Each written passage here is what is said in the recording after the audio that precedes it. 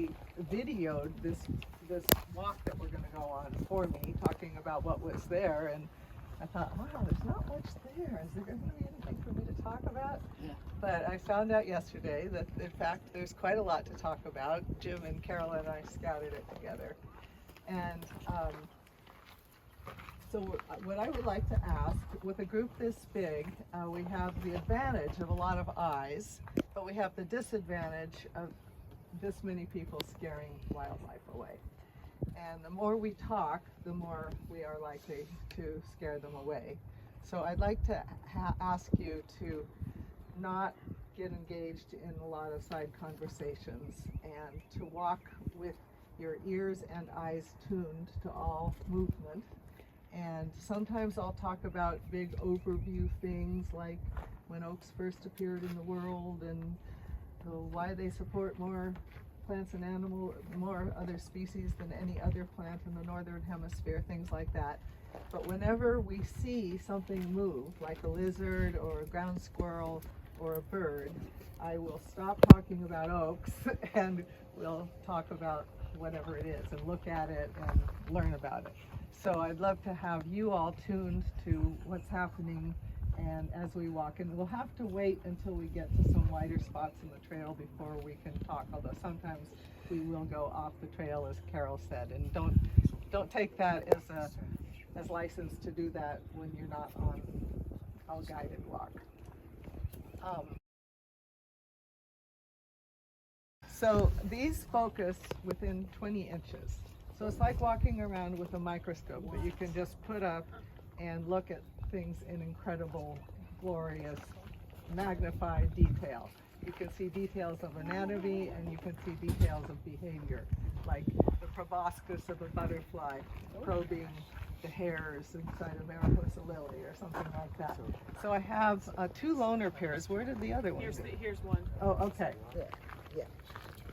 So those of you who have close focus binoculars, go ahead and look at that. It's right here. So this is important because we're going to be sharing these today. So the focus is right here. You can adjust them to your pupil width. Don't mess with this thing right here. This isn't the focus. It'll change the focus for everybody else who borrows them. And always make sure that these eye cups are equally in or out.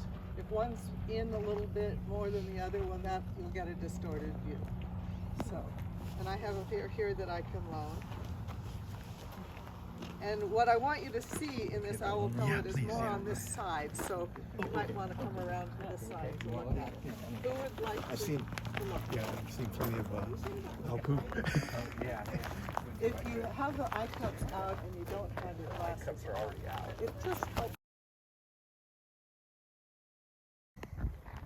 This little black and white brown bird, like this big, called a killdeer, and they nest on the ground, often in very. Oh, I'll talk louder. So I get to talk loud, the rest of you don't. So this, what we're hearing is a killdeer, and there are two of them. And actually, almost any bird that we see or hear right now is in some phase of breeding, whether it's courtship or nest building or incubating eggs or incubating or brooding babies on the nest, or even possibly feeding fledglings who have already left the nest. But most of them aren't that far along yet. And the bird that we're hearing right now, a killdeer, as I said, there's a pair of them. And the way they make their nests is on the ground, usually where gravelly ground. And what they make is called a scrape.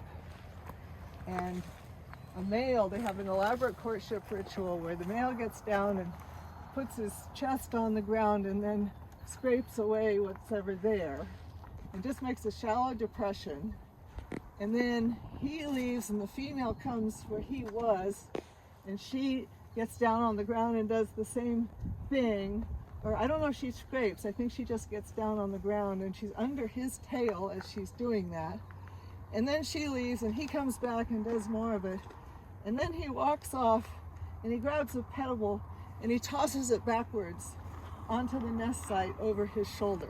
What? Yes. For what? And both of them do this over and over again, and there have been 1,500 plus pebbles found in one of these nest sites, all thrown over shoulders.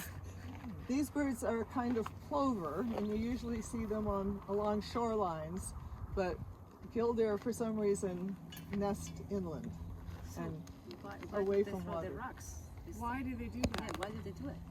Who knows? Oh, you know, it's probably because they're usually in a kind of gravelly substrate, and it's camouflage. It makes the nest just look like more rocks. Okay. Yeah. It's not a mating ritual or something? It's. I don't think that's part of it. That's just the nest building procedure. Yeah. Okay.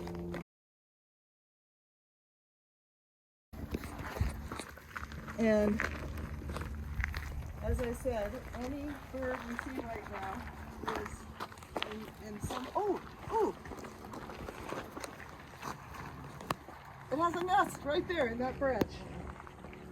So, as you see that the tree with the stubbed off dead branch?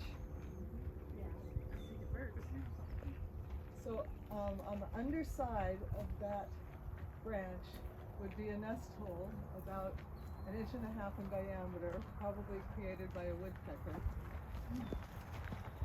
And I saw a bird going into it. On the underside of the broken off branch, and there's the male bluebird, who's way more colorful, is sitting on the top of that branch right now. So it's the female inside.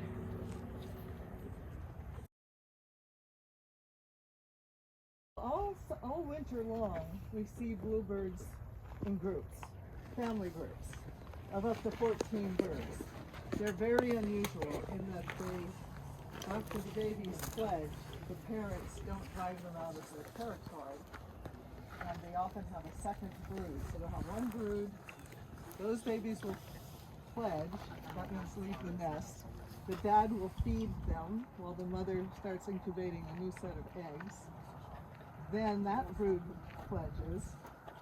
Sometimes there's even a third brood, and then they all spend the summer foraging for food together, bathing together, sleeping together in nest cavities.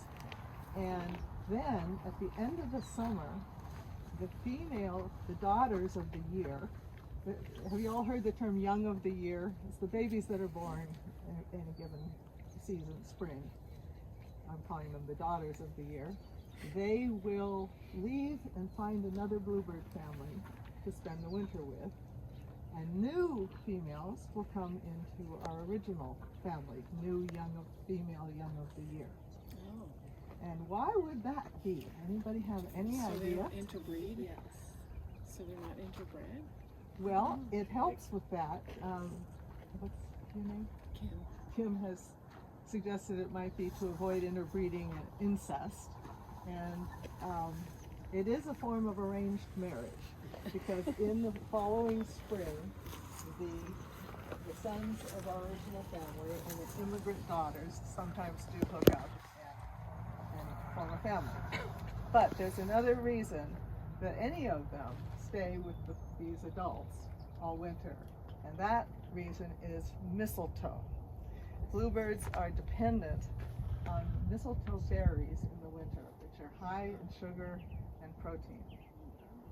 And so the parents own mistletoe clumps. They have trees full of mistletoe that are theirs, and they defend them against other fruit-eating birds.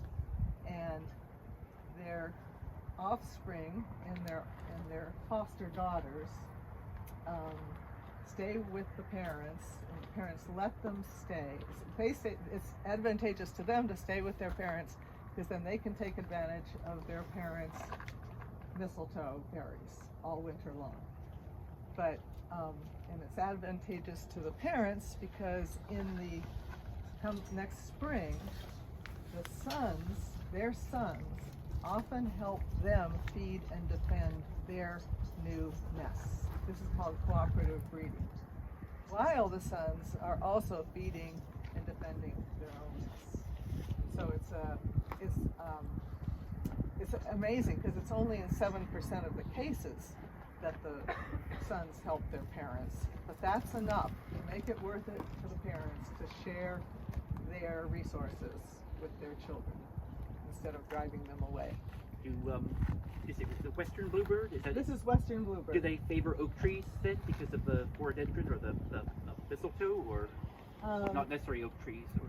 There are various mistletoe grows. What I'm talking about is called oak mistletoe, but it also grows on some other hardwoods like bay laurel and sometimes buckeyes. So I would say they favor habitats that have mistletoe in them. Okay. Yeah. And does the oak mistletoe grow in all oak trees, or does it grow in certain oak trees? I think it's on all oak trees. Yeah. I've seen it on all species of oaks. Yeah. And that's another thing that I want to talk about. Maybe we shouldn't go over there. You know why? Why? Because when a whole bunch of humans congregate in any given place, that's often very interesting to jays, scrub jays, Steller's jays, and crows and ravens, and they'll come to see what's happening, what's all the ruckus about.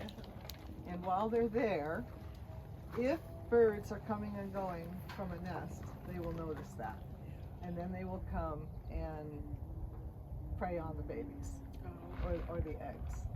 So even though these birds won't be coming and going like that because they're not feeding babies right now, it could still, I don't know if jays or crows might, if we went over there, might come and check it out and see that there's a nest there, anyway, a nest hole. So what we would see if we went over there, all we would see is a hole about this big made by woodpeckers. And so, because bluebirds are called secondary cavity nesters. They nest in cavities along with birds like titmice and nuthatches and house wrens and swallows. But none of those birds have the equipment necessary for carving out a hole in a tree. So they are dependent on woodpeckers or natural cavities where a limb has fallen off or something. And that makes woodpeckers extremely important to ecosystems because they're providing nest habitat. And nest habitat right now is scarce because people are cutting down so many dead trees thinking that they're reducing fire danger or reducing the possibility of a limb falling on somebody or a snag falling on somebody. Everyone know what a snag is? A snag is a standing dead tree, and we need to have standing dead trees and dead limbs. Bugs. Like there's much life going on in this area, but there's a whole lot of underground life. And before I even talk about these, I'm going to suggest that each of you put your feet together like this. So under both of your feet, if you go down about 10 inches, there are both feet together, there are 600 feet, 600 miles of tiny tubes that carry water and nutrients to plants. They're called hyphae, and they're fungi. They're part of they're mycorrhizal fungi, and they branch. They go out and they rejoin and they create this whole incredible network that's called mycelium. And do you all know about this? Yeah. Anybody that doesn't know about this? No. Okay. So what mycelium do is they have partnerships with plants. So this tree here has these little tubes, hyphae, Hyphae, that connect with the roots of the plant. And at that point of connection, the hyphae deliver to the tree water and nutrients that equal up to 100 times the amount of nutrients and water that the tree's own roots can collect. And the hyphae can penetrate rock, and this is really rocky soil here, in search of those nutrients that they then deliver to the tree. And the tree, in return, gives the fungi, up to 30% of the sugars that they produce through photosynthesis. And this symbiotic relationship, this mutualism, is the most widespread symbiosis on Earth, and life depends on it. And it's all unseen to us. And the fungi not only deliver nutrients and food, but they also store for the plants, they store excess sugars that the plants produce, and they increase the plant's immunity to disease and things, and they serve as a communication network so that they can help the plant know when it needs to gird its loins against, you know, something that might be attacking its neighbors. And there's a scientist named Suzanne Simard who works in the University of British Columbia, I think, who has pioneered work on the communication between trees that's facilitated by the mycelium. And it turns out that they preferentially send nutrients to their close relatives. And in fact, she did a study where they attached radioactive isotopes or something to carbon and this happens not only between trees of the same species, but trees of, like, even conifers and oaks conifers and broadleaf trees will have these transfers of nutrients between them. And she did a study where there was a birch tree here and a fir tree here, and they measured how much carbon was passing from the fir tree to the birch tree, and then they shaded part of the fir tree, which meant that it couldn't produce as much photosynthesize sugars as much anymore. And then they measured how much carbon was passing to the fir from the birch, and the amount increased in proportion to the loss of canopy in the fir tree. There's a bird on the top of that oak there. That closest oak.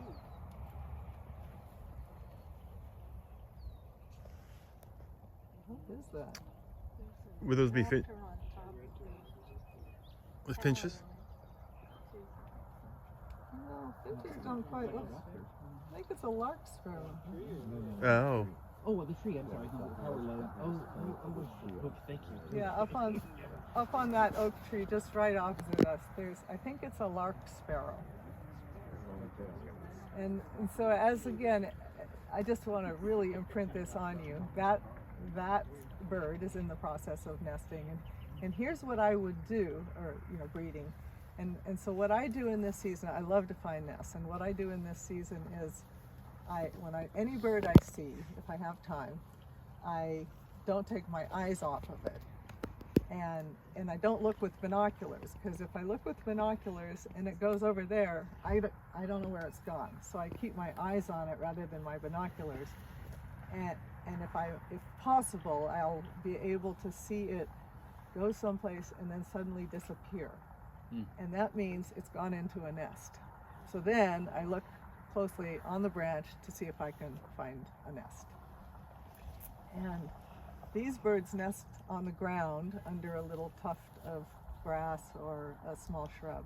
Ground nesting birds, I don't understand how they get away with it. Yeah. I have a question about Yeah. the hyphae. So in the case of, say, a wildfire, how important are the hyphae? I assume that under the ground they're still pretty there. safe. So are they underground. a major factor in the regrowth of Yes, of the forest? absolutely.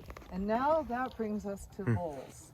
So we have different kinds of holes here. This is a ground squirrel, and these little holes here are vole holes. Voles look like mice, but they have shorter tails. And, oh, now I need my book. I knew I was going to need something. A seed has landed out in that dry spot over there. And let's say the mycelium of this tree and that tree don't quite reach that far. So, but let's say that a vole has come along. I have a chapter here on I call it miraculous mycorrhizas. That's actually the, what? Don't I have my, wait a minute. It's towards the back, I think. M-N-O. Thanks. Table of contents? I can't. It should be after manzanita. Yeah, here it is. Okay, here, it's the facing page. So this is kind of a picture of let's start over here, of what happens underground. So there's an acorn here. So let's say an acorn has landed over there. And let's say that, and here we have in this picture a vole. So the vole likes to eat, voles and squirrels and wood rats like to eat mushrooms. And mushrooms have spores on them. And mushrooms are the above ground fruiting bodies of that whole mycorrhizal network. So after any one of those rodents eats a mushroom, let's say right here, and then it goes way out there and it poops, a spore lands in the soil. And that spore will stay dormant for years until an acorn, let's say, lands there and sends down its radicle. And the spore senses the presence, the mushroom spore senses the presence of that acorn. And it sends out hyphae to connect with its root. And that vastly increases the possibility that that acorn will germinate and turn into an oak. So all of these little rodents that we think are pests and or insignificant, unimportant, our lives depend on them. Because we depend on plants, and plants depend on mycorrhizal fungi. So they're an incredibly important part of the ecosystem. But how do they know that the acorn's there? How do they sense it? I don't know. It's magic. How do the specialist bees know when the flower's going to bloom? Okay, let me put this back. I don't see any obvious ones right now, but so this is an interaction between grasses, voles, and raptors that I'm going to talk about. So raptors can see in the ultraviolet spectrum, and voles pee reflects ultraviolet light. So raptors look for vole trails, and that helps them find. But they cheat. But there's a particular spot on the ultraviolet spectrum in which raptors have a particular spot on the ultraviolet spectrum that raptors can most easily detect with their eyes. Well, what do voles eat? Seeds. Grasses and seeds and things. And inside the grasses, there are little fungi called endophytic fungi that live. Endo means inside, phyte means plant, inside plants. And those fungi don't want to be eaten by the voles. So they adjust the chemistry of the grass that they're inside so that when the vole eats that grass, the vole's pee will reflect ultraviolet light in just the right part of the ultraviolet spectrum for the raptors. Oh my God. Yeah. That's revenge after death. Okay, so what's this hole? Nope. Aren't burrowing out.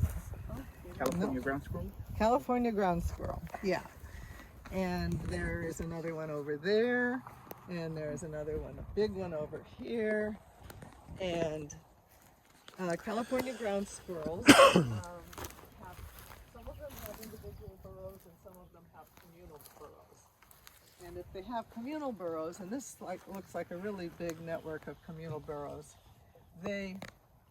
each individual has its own entrance.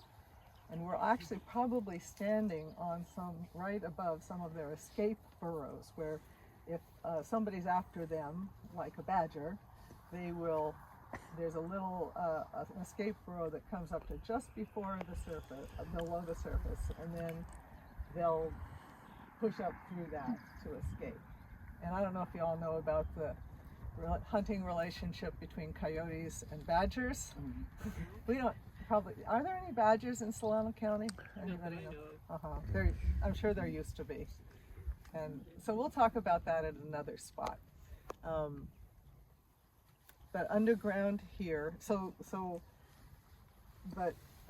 California ground squirrels are ecosystem engineers, particularly grassland engineers. They aerate soil, they distribute seeds. I can't remember. They poop and add compost to the soil. And so they are really, really important, even though a lot of people hate them and consider them pests. They create space or burrows for rattlesnakes or other snakes. And for burrowing owls. So burrowing owls nest in ground squirrel burrows, and they have an arrangement. So let's walk a little. I have a whole lot more to say about ground squirrels, but let's get a little more miles or feet. Nibbled, munched by caterpillars, or where leaves are folded over. The swallow's back up there. Or where leaves have been rolled or stuck together. But these leaves probably aren't big enough to be stuck together. Okay, so what kind of a tree is this?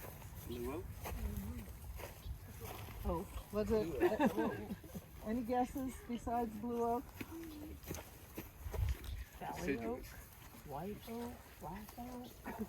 Okay, Mike, how do you know this is a blue oak? Am I right, first of all? You're right. Okay. I mean, some have more of a different hue to them, but it's sort of, I don't know what they describe. The gently scalloped leaves are a bit of a giveaway, I find, compared to, say, a valley oak or something which has the lobes and sinuses. Yeah, and it's not a dark green. It's more of a lighter or subtle green or something, I guess. Yeah, I don't know. That's what I say, I guess. Yeah, Yeah, pretty good. okay. Does anybody have a copy of my oak identification guide? I didn't bring it. Yeah, I got mine in my car too. Yeah. Doing a lot of good. That's a great place to leave it, right? Not very helpful in the car, is it? No. The quickest to glassy. Where did it go? Let me just double check. So I can run back to my car if you want. it's not that important. Okay. Oh, look at that. Yeah. That's not from the twig breaking off and them just I don't going. think so, no. I noticed the trunks tend to have like this sort of straight, Oh yeah, they're striated pattern to them too. exactly right. I didn't listen to everything you said, Mike. Did you mention the blueness of the leaves? No, we're talking about the trunk. Oh, now you That's are. what I was saying, but Yeah, I said it's a lighter green than a lot of the other oaks. But, Yeah, so if you Bark look at pattern. that oak right there, it's a lot bluer than this one. And I don't know why. Probably I don't know why there's that difference. But older leaves. so does anyone know about the sections that oaks are divided into? Their evolutionary lineages, formerly called subgenuses, subgenera. There are white oaks, and there are red oaks, which in California people call black oaks, and there are golden oaks. And oaks are very promiscuous. They sleep around a lot. But they won't sleep around with anyone who wasn't in the same section. So can anyone tell us what are some of the white oaks that we have that are not here, but that are tree oaks, tree-sized oaks rather than scrub oaks? Anybody know what the white oaks are? Okay. Live oaks, possibly? I don't know. Are the live No. oaks considered? No. No. Okay. Valley is one. Oh, valley. Blue oak is a white oak. Makes sense. And the other one is Oregon oak, also known as Gary oak. And people sometimes call that, that doesn't look That's a exactly big like bird. turkey vulture. And he's flapping. I think Pretty that good. might be the golden. There's a juvenile golden. No, it's a there. red. It's a red tail. It is I a think red I just tail? caught the red tail. Oh, okay. Huh.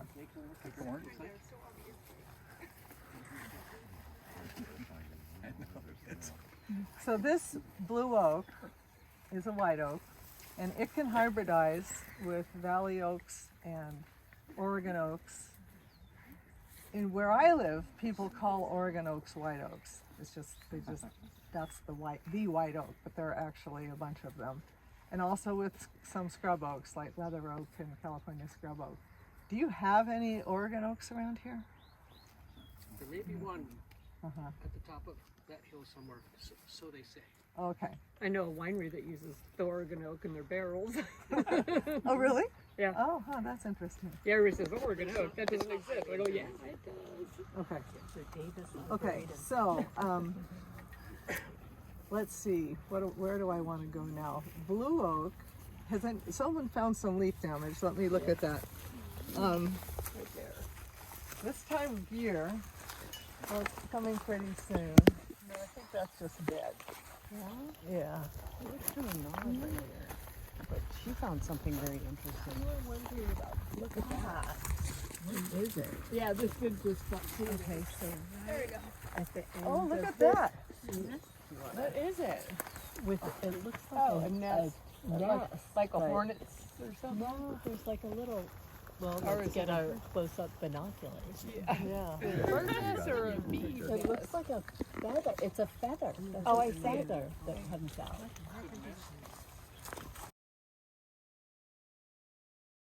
Being so close to it. Part of the nest, or there's actually So it's bird. They get out of your way. Oh my gosh. Sure, was it part of maybe good eye. Yeah, good eyes. Yeah. You can see it from here much better. You can? It's like mud, and you can see a tail feather sticking out that direction. You see it? Come over here. From here you get a clear. That's what that is. Oh, cool. It's what's called a pendant nest. Where it's pendant, P-E-N-D-A-N-T. Like a species called Casson's vireo. All the vireos make nests where they'll take a couple of twigs and then suspend a nest from them. But it's a shallow pendant nest. It's not pendulous like a bush tip nest. Wonder if the Felix wren, they do that? No. No. I've also, it reminds me a little bit also of lesser goldfinch nests. I'm gonna see what I see from this side. I think that's just the leaves. I think what somebody saw is motion. I doubt that there would be babies in there yet moving around. I think it's probably just eggs. Yeah, I The think it's females just, sitting on eggs. yeah, I think that's just the leaves blowing. And what we should all do now is point in other directions, like, hey, in case any jays are paying attention. Hey, look at that! Oh, yeah. Look. You're making a joke, right? You're not serious. I'm serious that we don't want to attract the attention of jays, but they don't actually follow your line of sight. But it's nice to pretend that they do. That's cute. Okay, so, but I was talking about, so I was talking about the sections, and so trees can hybridize across sections, but other animals also respect those differences. Anyone have any idea what that might be? So gall wasps, okay, now I got to get something out of here. Gall wasps everybody know about the phenomenon of gall wasps? No. Okay. Hey, do you want to go stand in the shade for this, or are we going to stay Oh, here? that's a good idea. Hey, let's move to the shade, everybody.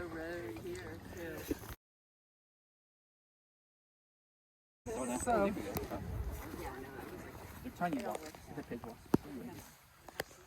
so this is a gall, G-A-L-L, and you'll only find these on oaks in the white oak lineage or section.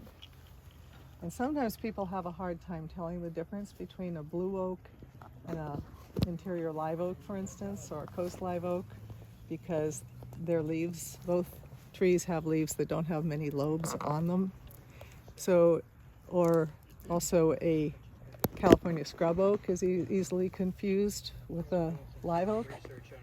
As soon as you see one of these galls, you know that you're in the white oak section. And that helps you then decide, oh, it's a California scrub oak, or oh, it's a blue oak. So see these holes here? Those, well, I'll start over. I'll start at the beginning. This is just an amazing phenomenon, the production of galls. And I want to first show you about the variety of galls. These are galls, these little pink things. Is there anybody who hasn't seen these before? These are called urchin galls, and they can help you identify an oak almost to species, because these occur only on blue oaks and California scrub oaks. So can someone hold this for a minute?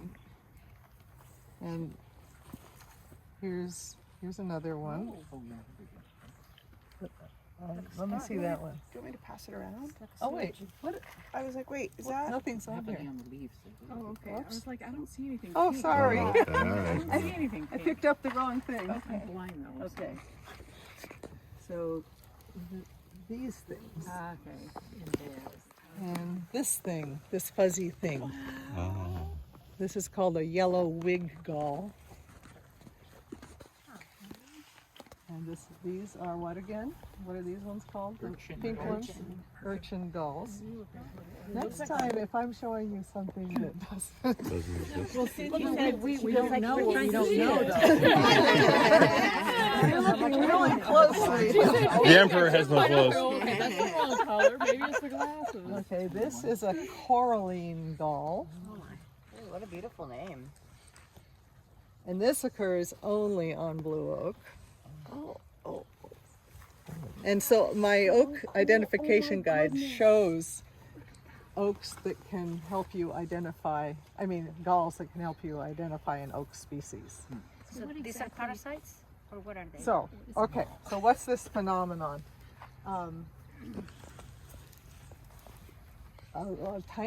How these come to be is that a tiny little wasp, this big, the adult wasp, an adult wasp chewed her way out of these holes.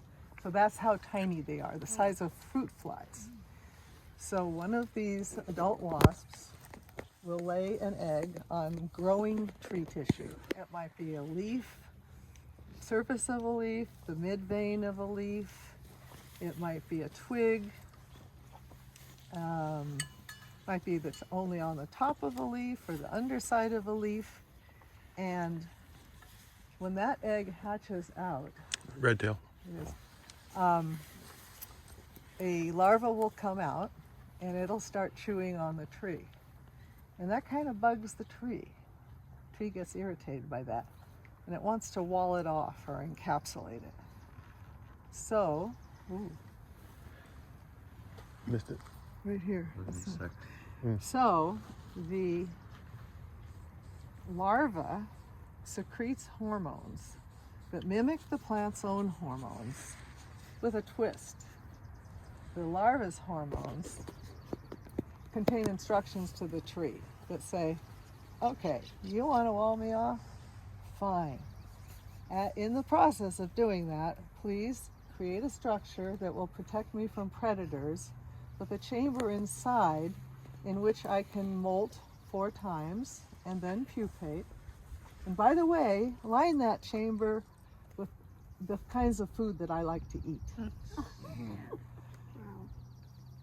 So that's what happens. And these structures are the result of that. And these structures, these galls, can be really, really tiny, like this little thing right here. That's one. It looks like a bug. That's what it does. Is it a bug looks that way to me. Yeah. So that's called the two-horned gall, and these occur only on live oaks, and they sometimes actually seem to almost kill some live oaks or harm them a lot.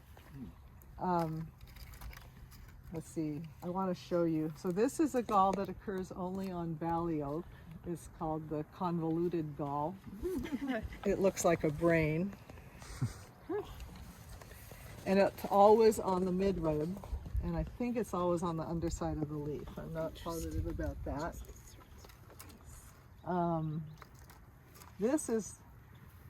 I waxed this so it's all gooey now, but these are called crystalline galls that occur mainly on blue oaks. And so some galls have multiple chambers. This gall occurs only on canyon live oak, and see all those exit holes? Mm-hmm. So this is a condo. Do all oak trees have galls?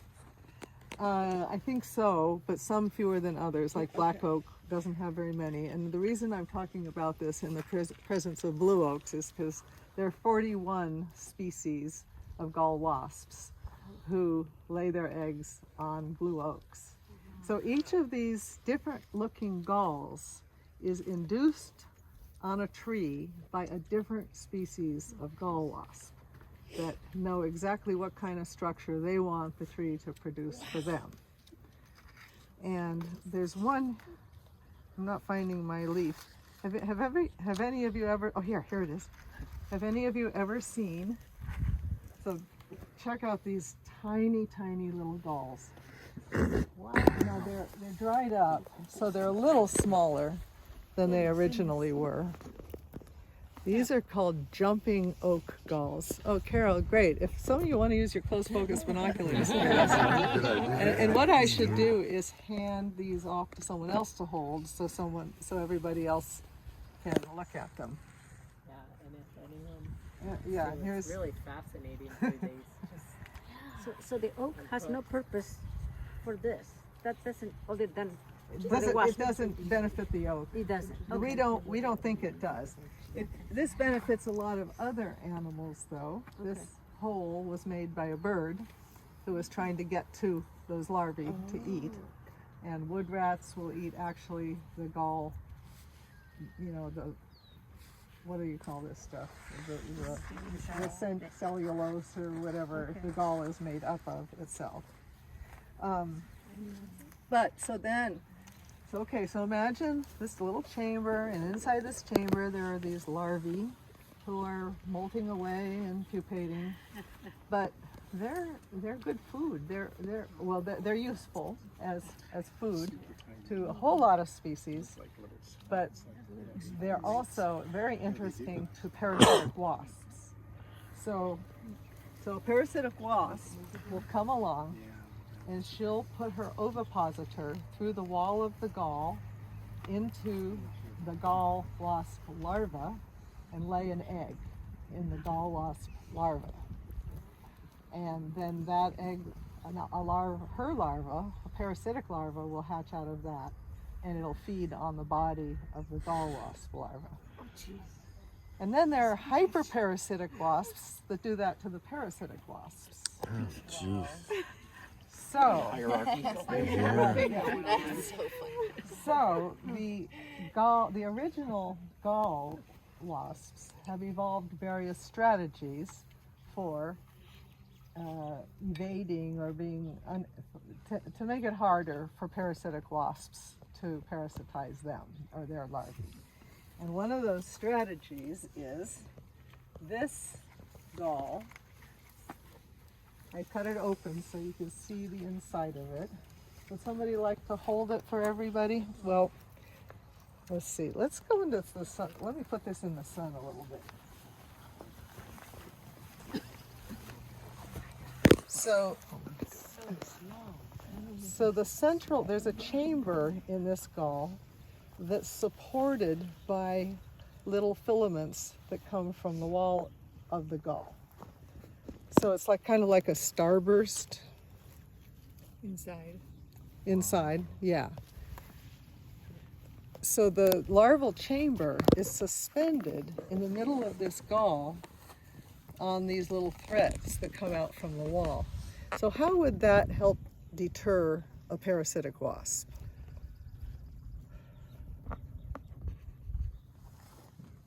There's an open space between where the wasp can get at and the prey, which is deep inside and they can't reach it. Yeah, sometimes it means that you have to, the parasitic wasp would have to have a really long ovipositor, but what else? Good aim. So this is from, there are two different oaks in different lineages that have evolved this strategy. I mean, two different gall wasps. This kind of gall is found on Oregon oak or white oak or Gary oak, whatever you want to call it, only in the white oak section. But there's another gall that's just like this that's found on huckleberry oak. And actually this one is from huckleberry oak. I found it in the Sierra. We don't have huckleberry oaks where I live. So then, okay, I'll show you another kind of strategy. There is a gall called the honeydew gall. They're shaped like little muffins. So all those little things are galls. Oh, they are like muffins. Yeah. And Muffin top, yes. What's the stump after all? Yes. and they produce a sweet, sticky liquid that is referred to as honeydew. I mean, so the gall wasp tells the tree to produce this sticky liquid. Someone else want to hold this so anybody else can watch, see it, or take pictures? Little critter that it tells a big tree what to do. Exactly. Yes. I know. That's what's so amazing about this phenomenon. I've heard there are other creatures, midges that can create galls in conjunction, and something else that I forgot. Midges, aphids. Really? Yeah. Even in the roots of oak trees. Bacteria. Let's see, what else are there? Flies.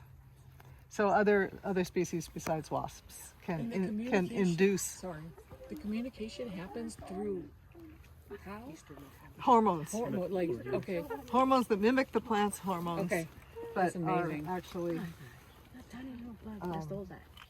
I don't know. that contain additional instructions. And it gets So- a conda. So this, where did that go? Carol has it, right? Oh, sorry. There's the acorn cupule attached too. Which is So cool. let's imagine those galls covered with the sticky, almost like honey. Who would that be attractive to? Bees. Bees, Butterflies. flies, Aphids. Some animals. Yogi bear. bee wolves, wasps. And so these other animals congregate on the gall and hide it from the view of parasitic wasps might be coming by. But then other animals are attracted to all those insects that are covering the galls, like lizards and birds. So the laying of a single egg, in some cases by a gall wasp, can result in a cascade of events involving up to 50 different species. There might be even 100. I can't remember what the number is. Are these any kind of keystone? Are Yes. these considered a keystone species? So, because of all of this, and also these gulls, and some of the larger ones anyway, become homes for other other animals. They're called inquilines, uninvited guests. And they'll take up residence inside the gall, other kinds of insects. And sometimes one of these can be occupied for up to 4 years.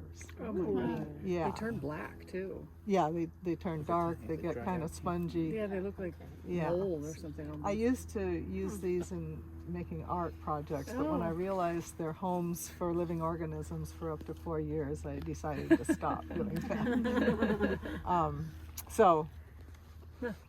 So Ron Russo, there's a book a recent book that came out called Plant Galls of the Western United States, and it's not just oak galls, it's all sorts of other plant galls. And he makes a really good case for these being considered keystone animals, which, do you all know what that word means? No. Okay, so some people are calling oaks keystone species, but that's inaccurate according to the official definition. A keystone species is one which has a big impact on its environment, positive or negative, a big impact relative to its abundance. So meaning there aren't a whole lot of them necessarily, but if they disappeared, things would change radically. Yeah. So woodpeckers, I mentioned them a minute ago. They're one, but particularly because there's such a shortage of nest cavities now, and many bird species are declining because of the lack of nest cavities. Isn't the definition also the loss of that species creates a downward cascade? That's what Huge amounts of... Yeah, exactly. So if Unless it's I think a species can be keystone if it's not a positive, invasive species can also, if they disappear, things will change radically. So it isn't necessarily a collapse, but it could be the opposite. In fact, for instance, gophers. When Mount St. Helens erupted years ago, its hillsides and valleys were completely bare of any life. And scientists decided to try introducing gophers to see into one area to see what kind of difference it would make, because they turn over a whole lot of soil and aerate it and bring things up from down, minerals and things, and move seeds around and stuff. 10 years later, the transect where the gophers had been introduced were thriving with all sorts of trees and shrubs coming out in forbs, and the other ones were still barren. So they became a keystone species. Pioneer species in a sense. Is that accurate to say? They were like a pioneer species? They were introduced, but yes. So they became a pioneer species. So those are just some examples. Okay. Great example box. I know. Oh, there's another. What a great thing for to have for kids, Oh yeah. when you're talking about this. So when those of you who are docents, I just highly recommend having hands-on things that people can look at and feel. So this is another owl pellet, part of an owl pellet. You can see a little feather here. And how many of you are familiar with the birds called white-breasted nuthatches? I've seen them. Okay, well, I just discovered, this is a nationwide discovery, it seems, because Cornell Laboratory doesn't know about it in their, do you know the website Birds of the World Online? It's the world's greatest compendium of bird lore. And you should, anybody interested in birds should know about it. The amount of information there is just phenomenal. It's a subscription site. You pay $42 a year for it, and it's well worth it if you like to do research. Well, so in their section on white-breasted nuthatches, in the breeding section, they said little is known about nest material and nest construction. And I've had quite a few white-breasted nuthatches nest in my nest boxes, and I discovered that what they put in their nests is owl pellets that they laboriously pound into pieces and then put chunks or tufts from these into their nests, making their nests seem really kind of gross for those dapper little birds. So, What's the purpose of that? I don't know. Nobody knows. It's pretty dense material, though. It probably it might makes a good nest. I was wondering if it might repel predators or maybe afford nutrients or something. Yeah. Okay. Is this one of yours? Evolved an interesting strategy for surviving drought. This is the By the way, Buckeye. So with every plant I encounter, I always ask a few questions. And those questions take me into rabbit holes of fascinating information. That's kind of how my book got written, actually. At least, you know, because you learn something about. So the questions are: how is a tree or plant pollinated? Who disperses its seeds? How many caterpillar species does it host? How does it survive drought and fire? Those are 4 of the important questions, and there are other ones too. So, how does this tree survive drought? Look at those big leaves. So a lot of trees so we're in a Mediterranean climate. There are 5 Mediterranean climates in the world. Anyone know where they are? Chile. Greece, Chile, Southeast Australia. South Africa, west coast of South Africa, Australia, yes, and here. In a Mediterranean climate, all Mediterranean climates have dry summers and wet winters. I grew up in California thinking that everywhere in the world it was dry in the summer, but not so. I mean, it was wet, dry in the summer.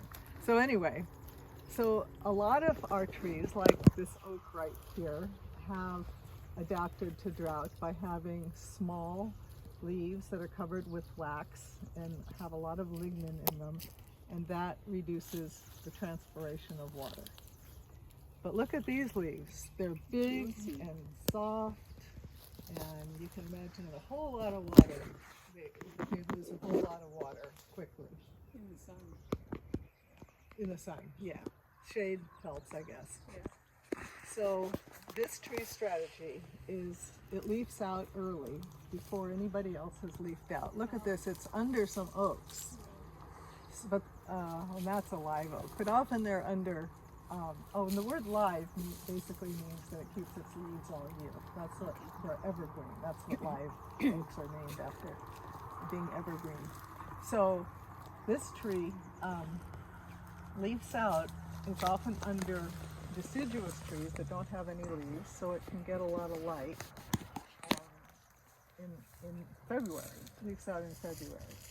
And then and it puts on a growth spurt starting in February because it's hogging all the light, and puts out these huge big leaves, and then these huge flower candelabras. Each of those flower panicles has up to 250 flowers on it. And what does the seed of this plant look like? Chestnut. Looks like a chestnut. It's big. It's the biggest seed produced by any plant in California. Oh, wow. And so that takes a whole lot of energy. The tree actually, if there were 250 of those big seeds produced by each of these flower heads, that wouldn't work. So the tree aborts. So all but one or two or three of those flowers. And then after the seeds have started growing, the tree can lose all its leaves as early as July. So it won't keep losing water. It already has stored a whole lot of sugars. So it has sugars to fuel the remaining growth of those seeds. That was a woodpecker, right? The Nuttles, yeah. That we just heard. Did you see it? Are you No, I'm pointing to the leaves. Oh. The two different live oaks. Oh, The terrier and the coast. I mean, the cherry and the coast. oh, this is a coast? Yeah, it's got hairy armpits. Oh, right. Oh, great. Where does this hairy on? Okay, we'll get to that in a minute. I gotta see that. That's always an opening. And then there's another problem that a tree with, well, you think anyway, with such luscious leaves would have, which was that it would want to be eaten by everybody. And these huge seeds, which are full of nutrients, would want to be eaten by everybody. And anyone know how this tree avoids having everybody eat its leaves and its seeds? Yes. Every part of this plant is highly, highly toxic, containing saponins and escalin. And it's so toxic. Well, I've heard that some native people use those seeds to commit suicide. But a friend of mine, a Poma woman, poo-pooed that, so I don't know if it's true or not. But hardly anybody does eat the seeds. So that comes to the question of who disperses the seeds. Oh, there's a mourning cloak. Oh, I think that was a morning. No, a white pine. I didn't get a good look. Yeah, there might be white pine swallowtail flying around here. We're not sure. So how? See, what was my question? Who distributes who disperses the seeds? Squirrels, isn't it? Squirrels, but they don't eat them, I think. Yeah, brown squirrels and gray squirrels. Oh, Just, okay. Just squirrels. But they don't eat it? They don't eat it. Oh, no, they do eat it. That's why they disperse them. And they don't get sick? And they have evolved resistance Oh my. to those toxins. Yeah. Okay, so we have, let's just show people the hairy armpits. Yeah, let's show hairy armpits. There's another way of telling a coast live oak besides hairy armpits. So when you're trying to figure out if a tree is an interior live oak or a coast live oak, you often have to turn over a lot of leaves. And what you're looking for is a little bit of fuzz at the base of the lateral veins of the leaf. So let's put this in the light. And so one key is that there aren't very many lateral veins, fewer than 5, or 5 or fewer than 6 makes it a coast live oak. But see those little bits of fuzz? This is a great time to use close focus binoculars. You might be a little too close, actually. That's why it is. 20 I can't see it. has to be 20 you inches. can see, yeah. Oh, there we go. The fuzz, the gray stuff? Oh, I see fuzz. Right there. So that's the hairy armpits. Yeah. Does anyone want to Oh, the hairy use armpit. And this is The little white fuzz Yeah. towards the This is coast. second Yeah, thing. that's Coast live oak. Yeah. Okay. Everybody who's seen it who wants to see it? No, I don't want to see it. Get it in the sun. The fuzz is not there. White fuzz. You can't find it? Okay, look from my hand and then follow my hand to my fingers.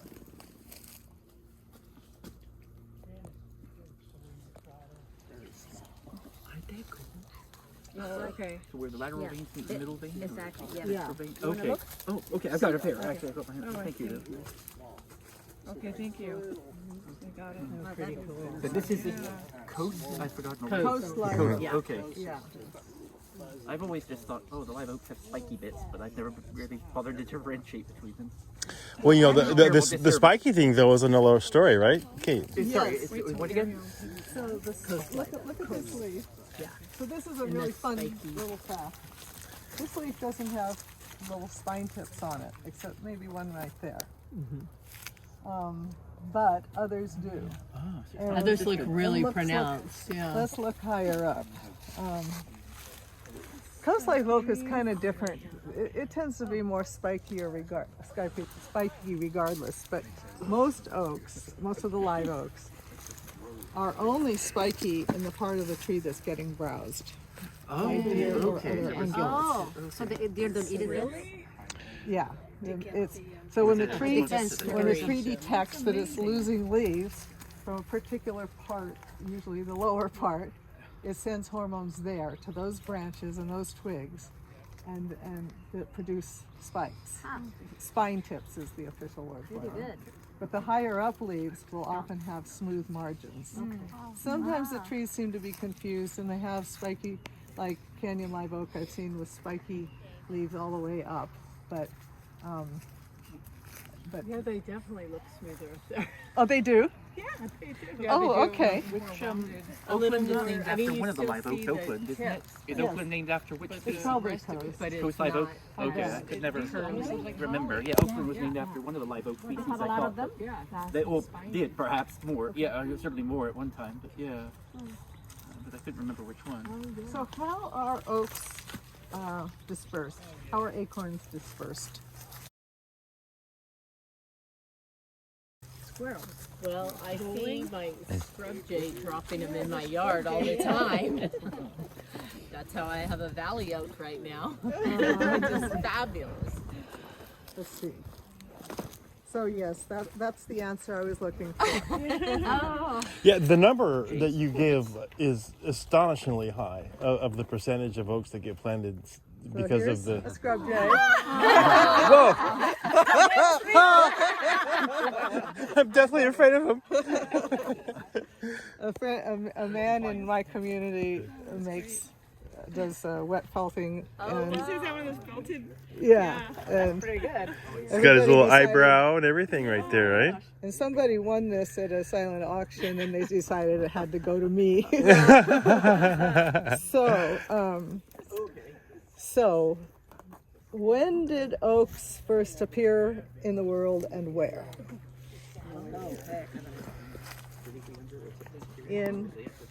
Until very recently, they were saying in Southeast Asia, but they have recently decided that it was in the Arctic. What? Yep. What? Before the Ice Age? Well, there was a land bridge that went all the way around. Oh. And who else emerged in the world at the same time? Native American California. Jays. Yeah. So So certain lineages of jays have co-evolved with oaks to the point that they are, all these oaks, if we look out here, almost all of them have been planted by jays. Oh my gosh. And they really like to plant them in recently burned soil, Oh, that's good. which is amazing Yeah. for Purposely California. planted. I mean, they're like Yeah, so so what they're doing is they'll take an acorn and they'll fly up to a mile or two with it, or sometimes 5 acorns, because they've evolved an expandable esophagus that can handle 5 acorns at a time, Really? which is one of their adaptations to oaks. The other is a bill with a hook that's ideal for ripping the husk off of an acorn. And then this behavior of flying long distances, often like squirrels plant some oak trees, and who else does that? Crows and ravens. But jays fly long distances and often uphill. If they didn't go uphill, because of gravity, all the acorns would end up in lower areas. But so those behaviors and those anatomical characteristics are the result of millions of years of evolution. It was 56 million years ago that both oaks and corvids appeared in the world. Do they eat the acorns? Is that why they? Yeah, so they bury them in the ground, and they can remember the locations of up to 250 acorns in unmarked spots. They're better than squirrels. Up to 250 Squirrels days. forget. Unmarked acorn graves. Unmarked graves. Yeah, right. Well, if they're not graves though, because if they never find them, they germinate, and they often plant them in the ideal spots for germination. Nice. Yeah, and jays. So there was a researcher named Nicola Clayton, at UC Davis who would go out on her lunch break, and she would see a jay.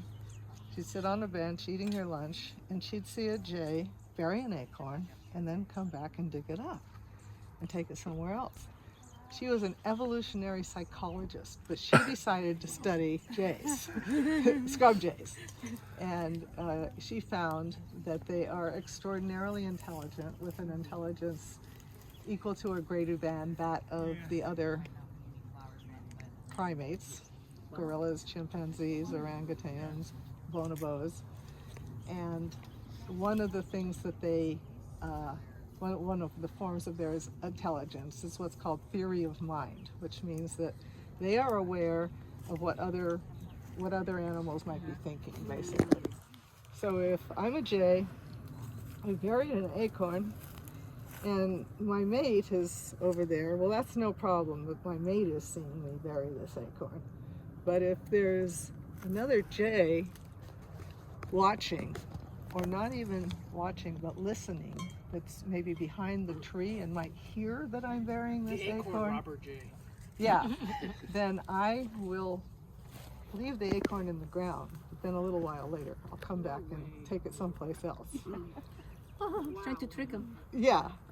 So that means it's aware of that jay over there has intentions and thoughts and ideas different from mine, and I can anticipate what other bird might do in the future, and I'm taking measures to prevent that. So that was a big deal when they discovered that jays had that capability.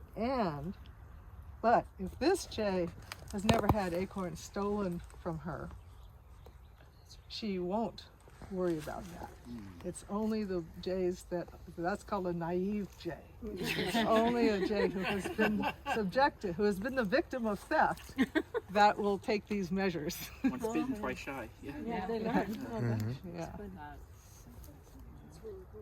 Okay, let's go to another.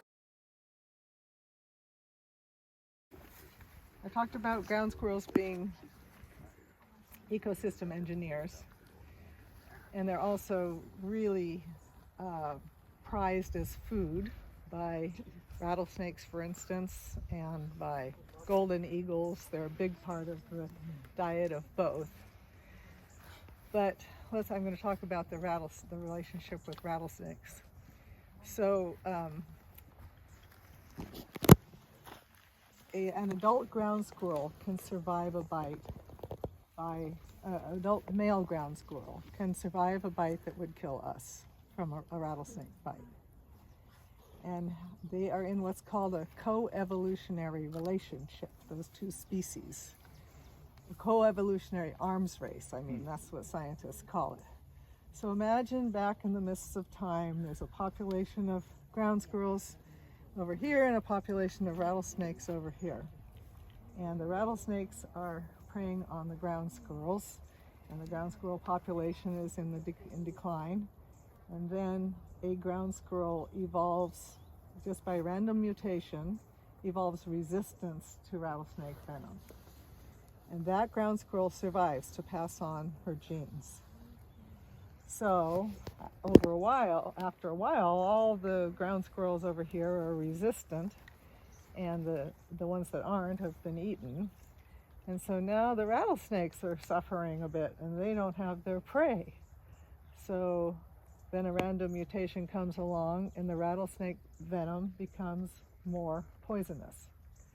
And so now the ground squirrels this population starts declining again, but then another mutation comes along, and they become more resistant. So it keeps going like that. Rattlesnakes more poisonous, ground squirrels more resistant, more poisonous, more resistant, until today the rattlesnake bite can kill one of us.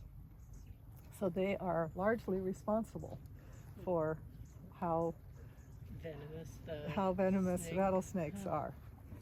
So female ground squirrels are not resistant to rattlesnake venom, nor are the babies.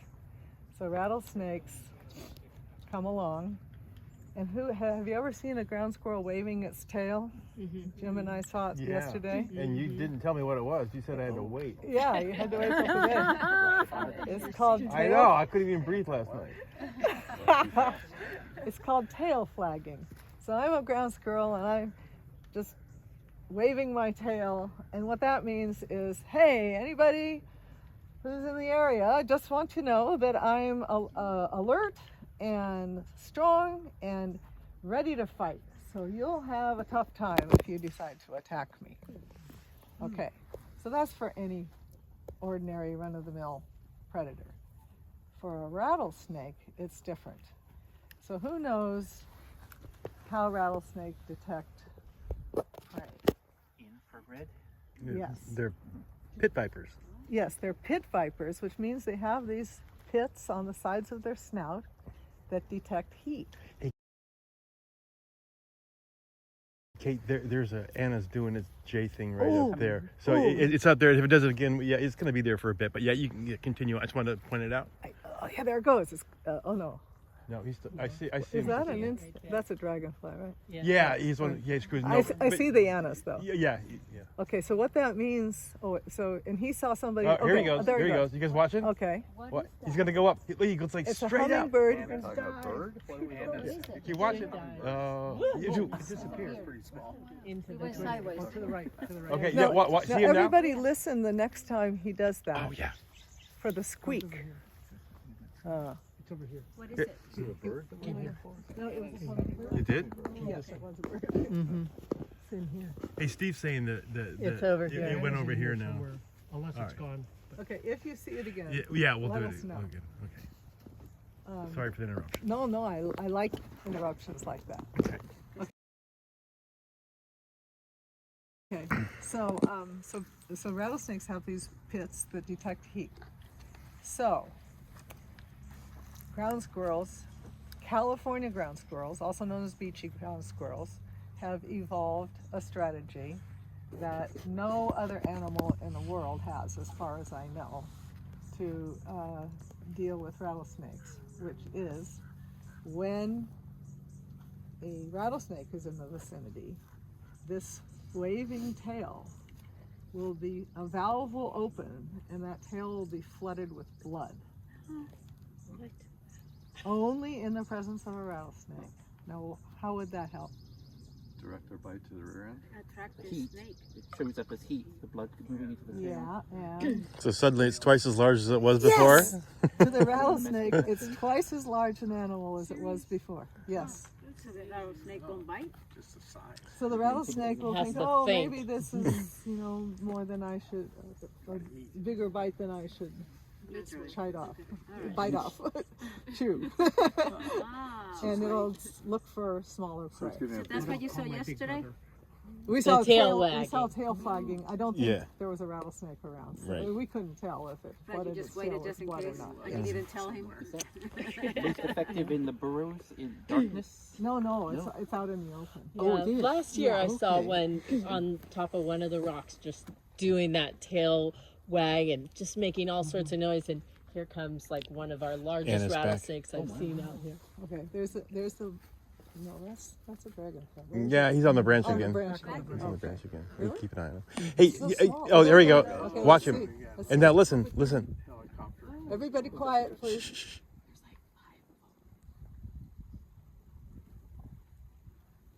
I guess we were too far away to hear. I him get speak. right. Oh, he's back on the branch again. Oh, yeah. Maybe he's just not doing it. There he goes. Okay, it's amazing how they almost go vertically up. Yeah, Does he's everyone see what we're looking at? Anyone who doesn't see what we're looking at? Okay. That's a good sized hummingbird if we can see it. I know, but we can't hear the squeak from here, I guess. I'll talk about that in a minute when I'm finished talking. Yep. about Come on, Okay, do it. but let's Do watch. it, you. No, let's watch. I stopped talking for. I didn't get it. Just go sideways. It almost seems like it's pulling off and not doing a sharp air brake. It's not as steep a dive, but it's possible that it's doing it behind that tree and we just can't hear it from here. Do you think we would hear it from here? Females aren't immune, nor are the babies. So rattlesnakes know that.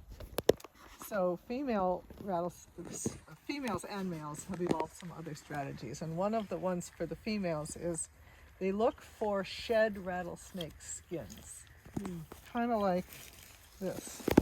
Oh my God. What? There's your magician. You have to have show and tells, everybody. It came out of her hat. And what do they do with this? Wear it like a... Oh my gosh. Ah! They nibble it, then they lick their babies, or they then lick their paws and wipe their babies, and that makes their babies smell like rattlesnakes. And rattlesnakes aren't interested in preying on other rattlesnakes. Oh, that's the trick. That's Okay. pretty perfect skin. Yeah, it is. Yeah. That- You know how they shed their skins? They obviously rocks? through their tail, I guess. 'Cause that one is... Let it go. Yeah, they use anything. So their skin splits, I think, around their shoulders, or maybe that's just cicadas, I don't know. But then they find a place where two rocks or two branches are really close together, and they force themselves through that, and they just Thread the needle. push the skin off. Yeah. One of the things I found fascinating in your book, you were talking about how the rattlesnake venom changes as they age because yeah. their prey changes. Oh yeah, yeah. It goes from what, neurotoxic to hemotoxic. I think that's just fascinating. You know why that is, you guys? Because when rattlesnakes are young, their major prey is what? Lizards. Smaller. And lizards cold-blooded or warm-blooded? Cold-blooded. Which means that if they get bitten with venom, if venom is delivered to them that is hemotoxic, which means it depresses blood pressure, and you die from loss of blood pressure, right? That won't work on them because they can just go into a state of torpor and just hang out. But if it's a neurotoxin, that will kill them. So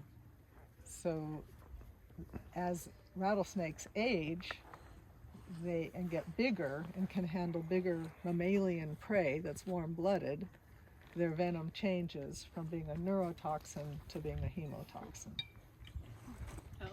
So wouldn't that be vasotoxin? Hemotoxin. I'm always thinking it's more of an anticoagulation effect. It was what I was anticipating. Well, let's see what my book says. Because I remember I revised that chapter to make it more accurate after my original. And I noticed that skin, like, is it that durable even after it's shed? Yeah, the same question. Even after you chew on it That and lick it. your skin will actually last if you put it in your pocket. It doesn't just turn to dust after a while, huh? No. Neurotoxins and lower in hemotoxins. Neurotoxins paralyze nerves, and hemotoxins lower blood pressure and induce clotting. Okay, both of those. Oh, so it's opposite. It's inducing clot. I was thinking It's a it was, clot. Yeah, I get. Yeah, okay. So if we get bit, it's going to clot our blood. So, Because lizards can lower their metabolic rates and thus survive lower blood pressure, neurotoxins are more effective against them than hemotoxins. Yeah. But mammals and other endotherms are vulnerable to low blood pressure. So as baby rattlesnakes grow big enough to hunt warm-blooded prey, hemotoxins eventually become the dominant poison in their venom. That's adult humans too. Yep. So don't humans Yeah. so the old wives' tale, about young 80 it was. rattlesnakes are more dangerous to us. It's a really Yeah, that has been debunked. Just call me Okay. as quickly as possible. Okay, let's move.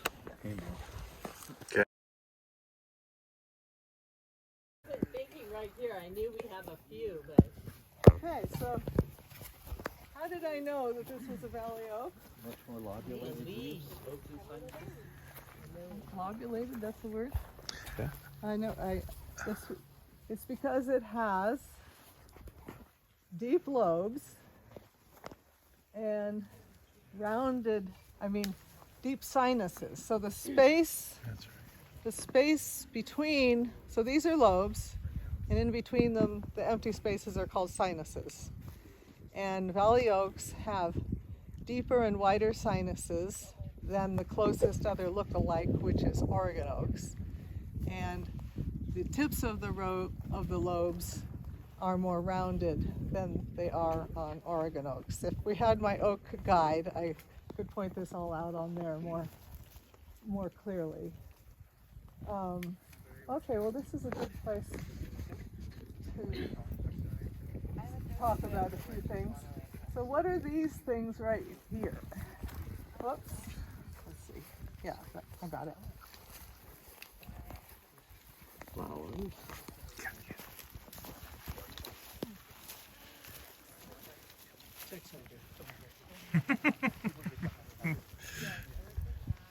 What's the name for these things, and what are they? They're always in my hair. It's always in my hair. Yeah, that's true. So these are katkins. You guys want to get in the shade? Yeah, let's go in the shade. Let's go over there.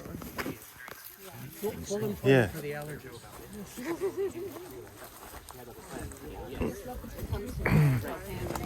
Yeah, it's a no thing.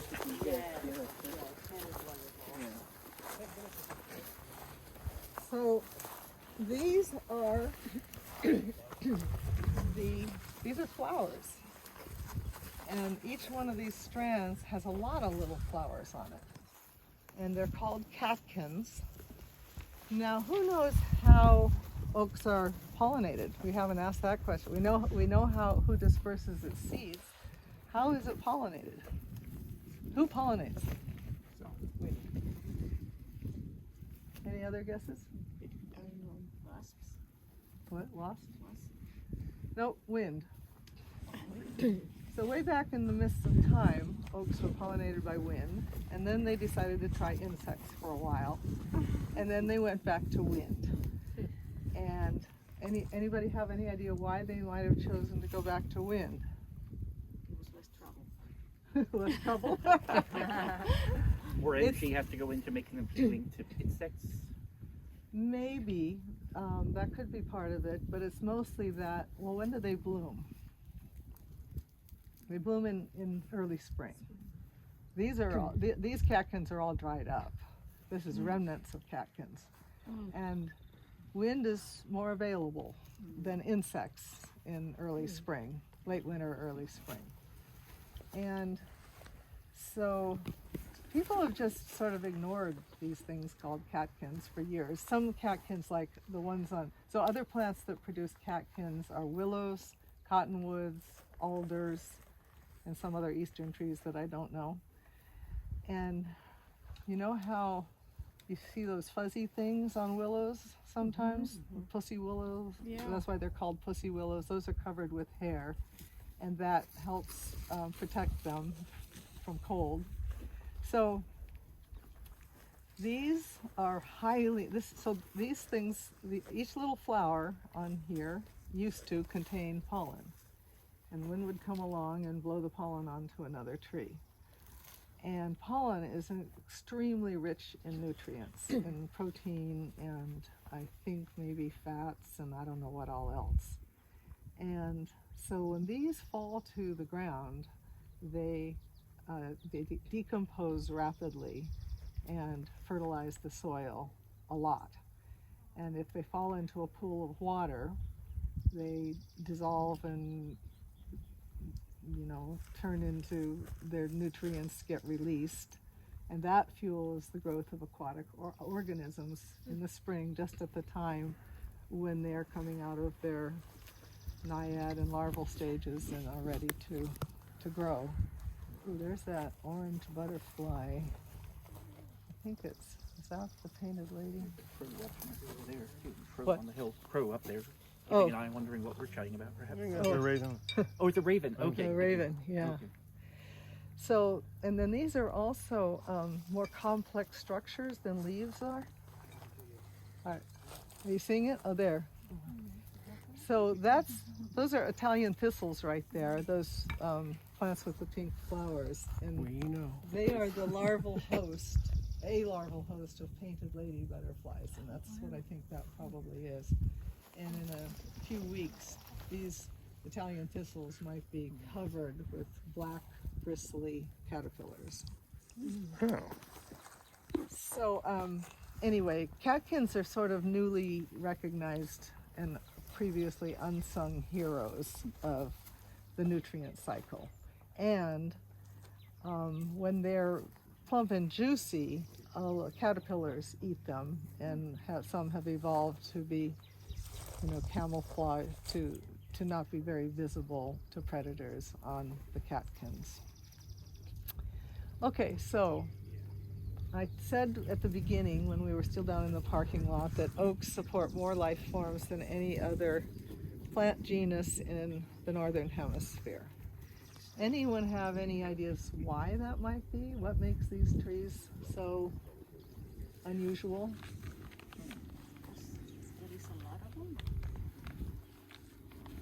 That's part of it. But okay, so insects are the foundation of animal food webs. And most plants protect themselves against being eaten by insects with what are called defense chemicals. What are the defense chemicals of oaks? Sorry, what was the question? What are the defense chemicals of oaks? Or what's the major defense chemical of oaks? Tannins? Yeah. Oh, the Tannins. So any animal that relies heavily on oak leaves or acorns or bark or twigs has to have evolved resistance to the tannins in oaks. And tannins, how they work is they interfere with protein digestion. So like acorn woodpeckers and wood rats, both of whom eat a whole lot of tannins, have evolved intestinal flora that does the digesting of the acorn or the leaves or whatever, of the proteins. And then those animals digest the intestinal flora, bacteria or protozoa, I can't remember which it is. So, what creature often defoliates trees? Caterpillars. Oh. Caterpillars. Yeah. And when a caterpillar, so what is a caterpillar? It's a larva of what? Butterflies and moths. There's no other insect that has a larval stage called caterpillar. So butterflies and moths lay eggs on oaks and other plants, and some of those lay eggs on nothing but oaks. One of those, anyone know what butterfly lays eggs? Which butterflies lay eggs on nothing but oaks? No, didn't know. Okay. So one of them is the Damage. Eating damage. Oh, yes. So this is something to celebrate. You can take one down, pass it around. Where did I put those? Okay, so Caterpillar damage. this is, what butterfly is this? The California sister. Yeah, California sister. And I'll talk in a minute about its look-alike, the Lorquin's admiral, and why. Oh wow, that is pretty close. Yeah. So what's the difference to blue? The difference, one thing you can look for is brown at the tips of the wings, and the shape. Usually the white part is shaped differently. And yeah, if you get close enough to see this those iridescent colors right here, then yeah, the Lorquin's admiral doesn't have that either. And the Lorquin's admiral is smaller, but you can't know that if you don't see them right next to each other. Over time, though, you can get an idea. So is one non-palatable and one is, or? Yes. Okay. Okay. This is called Batesian mimicry, when one animal imitates another to get protection by looking like it, because the other one is either poisonous or unpalatable or totally bristly, and just something that would make it unpalatable, just something that you don't want to eat. These aren't poisonous. California sisters aren't poisonous, but they are unpalatable. So what is that called? this one is California sister Batesian mimicry. Batesian. Yeah, there's all sorts of several other kinds of So this guy is mimicking this guy. Yeah. looking like Same it. thing like with the monarchs and the viceroy. Same sort of a thing, right? Yes, exactly. Yeah. And so a bird will take a bite out of a California sister, but it won't take a second bite. So that's Okay, so the sister's the one that is unpalatable. unpalatable. Yeah, yeah, gotcha. Because So don't it eat eats 'em. tannins. I don't know if that's why. Okay. That's a good thought, though. That's a really good thought. Okay, so back to unpalatable tannins and defense chemicals. So when a California sister lays an egg, and it's usually on the tip of the upper side of a leaf,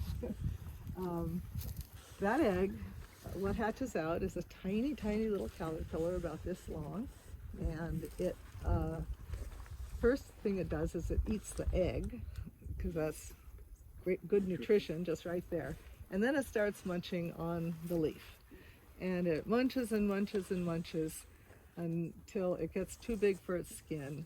Then the skin, it goes into a diapause for a moment. The skin splits, and and out emerges a different looking caterpillar. It's still a California sister, but it has different colors and might have horns on it or little bristles or things like that.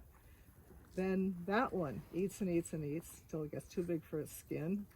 Same thing happens, and a different looking caterpillar hatches out. Each of these is called an instar, and then it happens again and sometimes again, until finally the largest instar stage, caterpillar stage, goes into a state of diapause or dormancy, while inside its skin it totally dissolves into liquid, like a soup, filled with imaginal discs.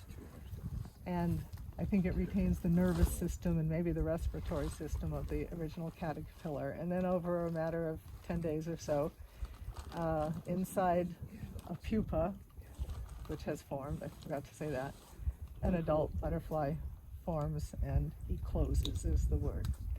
But my main point, a lot of people don't know that.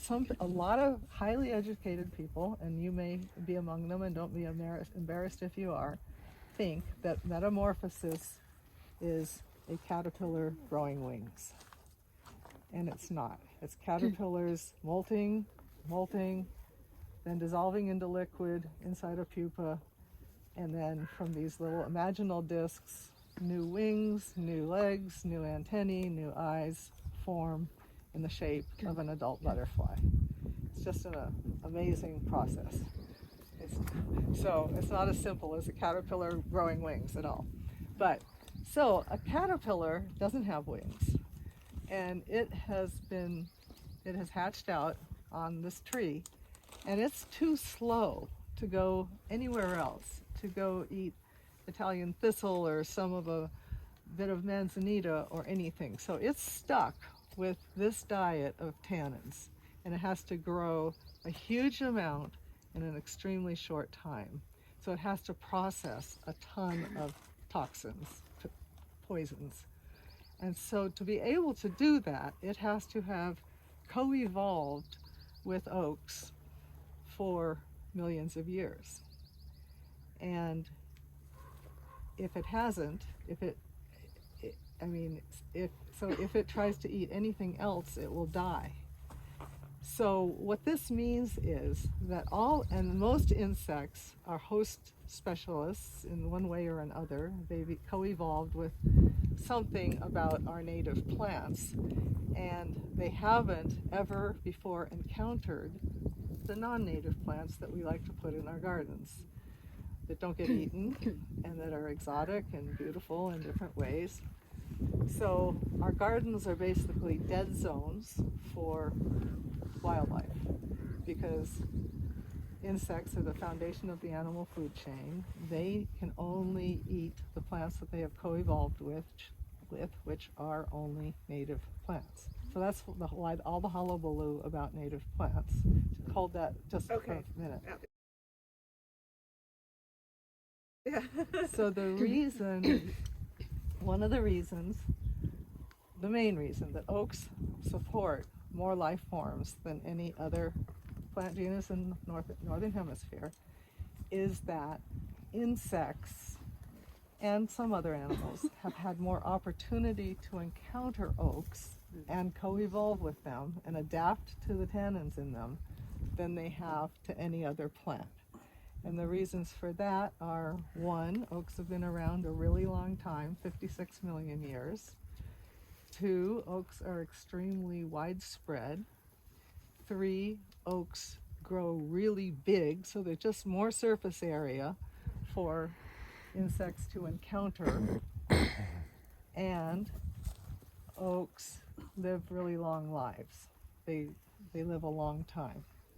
So that's why oaks support more life forms than anybody else, because all the other life forms are dependent on the insects that eat oaks, like the acorns and that eat leaves and everything. Okay, was that too dense and heavy? That was good. You got it? I liked it. Yeah. Okay. Now, what was your question? Okay, well, first, it was just a thought more around like California sisters, that state insect, and I wondered like, how did that get to be the state insect and not like the monarch or something, but the connection to the oaks. Yeah. Makes sense. Yes. Okay, but my other thought was, you said the thistle that is not native. How did it get to be a host because it's when not native plants have relatives that are native, then some of our insects can eat them, can feed on them, or I see. Yeah. So we have star thistles also non-native, but we have some native thistles. So there's a connection there. Yeah. Okay. Interesting. Okay. Okay, now let's go over to this tree. And what kind of tree is it? It's I was going to show you something about her valley oak leaves. It's a valley oak. Yeah. It's a valley oak. It's got the little catkins. Well, all oaks have catkins. Oh, all oaks have catkins. Yeah. Is that gall? Deeply lobed. Oh, valleys. That's a good way to remember it. Yes. Yeah, that's how I I have several mnemonic aids for valley oaks. Yeah. Very deep. V is for valley, and V is for very deep lobes and often vase-shaped structure. And very large V for very large acorns. Oh, and very large acorns too. Okay. God, I can't believe we didn't notice that this was a valley oak yesterday. So, because these leaves are much better for looking for folds and rolls. And why I wanted to tell you about that is that, so this is the time of year when caterpillars are numerous. They're eating everything. They're eating leaves. They're often hanging by silk threads. They're pooping. Once I was camping and my food got all full of caterpillar frass because they're up there pooping away. Frass is all insect poop is called frass, F-R-A-S-S. And but we look at the leaves and we don't see many caterpillars. And why is that? Yeah, why? Okay. Because the caterpillars cause the leaves to get folded over or rolled, and then they feed inside those folds so that birds won't see them. And another reason we don't see them a lot is because they often just get picked off by birds very quickly. And I didn't mention this yet. I was saying that insects are the foundation of animal food webs, but caterpillars are the absolutely, what's the word, primo foundation of animal food webs, because they're incredibly high in fat and protein and carotenoids, which is a pigment that helps with immunity and all sorts of things that animals need. I think reproduction. And but so who is famous for needing caterpillars? Babies or chicks, whatever, babies. Baby birds. Yeah. Baby birds are caterpillars are the essential food for most baby land birds. Not like, seabirds or anything, but land birds. And an oak titmouse pair, a couple who's feeding their babies, by the end of the nesting period, have to bring in 600 to 900 caterpillars a day to their babies. Yeah. And think of larger birds like robins. Well, they also feed their babies worms. And so in cities, studies have been done of bird nests in cities where there weren't very many native plants, and the bird babies died. So, and the favorite kind of caterpillar of baby birds are the little ones that are green or tan, that are smooth without bristles, and they're in the Geometridae family, which is the inchworm family, or the Noctuidae. What? That's what this tree puts out. Yeah? That's what this tree puts out. Okay. A lot of those, yeah. And I was hoping to find a folded over leaf. I looked at one the other day, and I peeked inside, and sure enough there was a caterpillar. So how the leaves get folded and rolled, and the leaves also get stuck together, so there's a little pouch space inside. So how do leaves get folded over or rolled to hide caterpillars? I don't know. Okay, so I'll get a leaf and I'll demonstrate. A caterpillar, caterpillars extrude silk. So a caterpillar, oh, okay. Great, that's exactly the kind of thing I was looking for. And you peeked and... I did peek. Yeah, okay. You found So there's it? a little green, is it green? I can't tell you, I only saw the silk.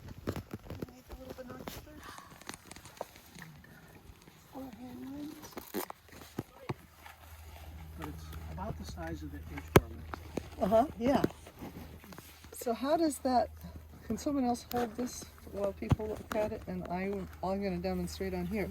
So what happens is a caterpillar will plant a little bit of silk on the outside of the edge of the leaf, and then it'll plant another little bit of silk on a little farther in, and the silk, as it dries, will shrink, and it pulls, and it either rolls or folds, or they'll do the same thing to stick leaves together. What is your name? Steve. Steve, thanks for finding that. That's what I was hoping, that kind of thing. You know what? This might be an Oregon oak. Nothing. That's some kind of insect effect. This looks like an Oregon oak because it's so shiny. It is shiny. Yeah, and the lobes aren't as deep. Wow. That other one was definitely a valley, but Oregon oaks have shinier leaves. They hybridize too, so... They hybridize, so it's probably... Well, I've just been assuming it's an interior live. Why do you think it's not? It has the, let's see. Ooh. Ooh, yeah, let's see, ooh. I think it's a hybrid. How many veins? 1, 2, 3, Not quite 4, 5. More than 6. And sometimes some leaves have more veins than others on the same tree. Yep. Yeah. And certain side of the tree is different, and the canopy is different than the down foliage. And the trunk and branches are kind of, are they sinuous like a coastlive? They kind of seem coastlive-ish to me. Yeah. Then it's not. But there's a version of interior live around here that's huge. It's just massive. Yeah, interiors can be really, Massive. really Can be huge. small too. Yeah. Can be really small. Really Yeah. It just depends on where its footprint is. So I would say that this is, Call it a hybrid. yeah, and I'd say 3/4 interior and 1/4 coast or something like that, maybe. So you brought us.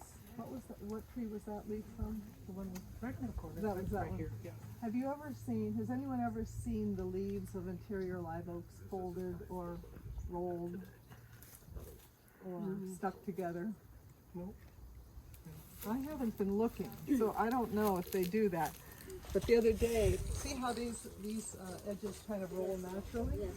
So it may be that they don't have to do that to these as much, because they don't have to, the insects don't have, the caterpillars don't have to make it happen, because they're already naturally kind of rolled. So that should attract more caterpillars then, because their home is almost made? Should you what? It may attract more caterpillars because they're easier to... Well, that's a good thought. It's also, I think of these leaves as being harder to eat. Because yeah. So let's see. The coastal oaks also have curved. It's a beautiful tree. Sometimes, yeah. They're often flat, but yeah. So here I'll show you a leaf over here that has, I think it's a spider egg sac. So so caterpillars, what it is? I'm not sure what this is. It could be a spider.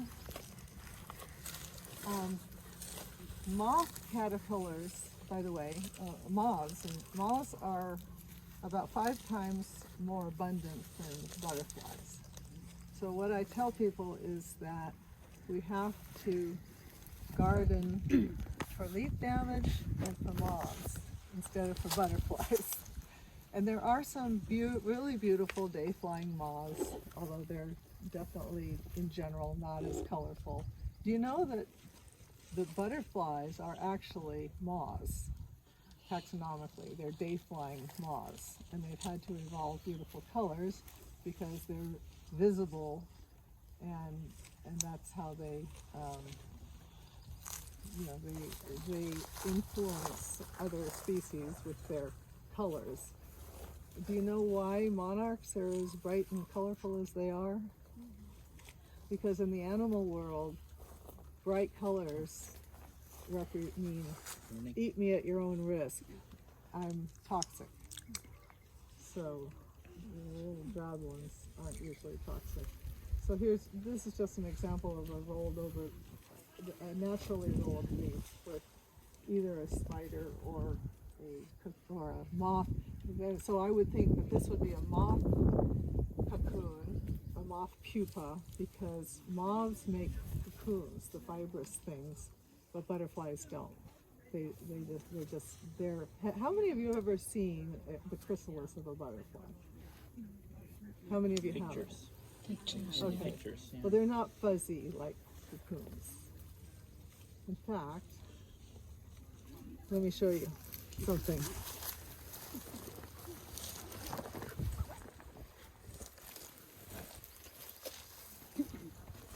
So, are you familiar with Ceanothus silk moth? We got a picture of one in here. Oh. I was talking about galls. These are photographs of galls that you can find on the web, organized by, like, this is the White Oak group. These are all photographs by somebody named Joyce Gross, who's just an incredible, in fact, she did all the photography in the recent book, Insects of California. These are still all galls in the White Oak section. Just the white oaks? Yep. And then here, this is that coralline gall I showed you. This is the honeydew gall covered with ants. Oh, I forgot, ants are one of the species that come to them. This is, That one. yeah, that's the one I showed you. think that's all I have, but there are way more online. What? Oh, I'm sorry. Insects of California. And there are 4 authors, but Joyce Gross is the one who did most of the photography and some of the writing. So, this is the pupal case of the Ceanothus silk moth, which has a 5-inch wingspan. Wow. Can someone hold this for me? And now show them the other side. This is the outer cocoon. So this is the pupal case, that's what I call it. And then this is the cocoon. And inside there is the actual pupa. And these, so every moth or butterfly has specific larval hosts. Anyone know what the larval hosts for these are? Has anyone ever seen one of these before? No. You can find them sometimes on the ground. This is where it attached to a twig. You say it was Ceanothus or not? No? Yes. Oh, buckbrush? Ceanothus is one of them. Any of the Ceanothuses. Okay. And also, they've somehow evolved the resistance to the toxins of manzanitas, madrones, mountain mahogany, and coffeeberry, and maybe something else. What was the moth again? Ceanothus silk moth. Beautiful day-flying moth. There's another species called the Polyphemus moth that's also Nettles woodpecker. And yes, and then the Ceanothus silk moth. And anyway, they all have large cocoons like that. Okay.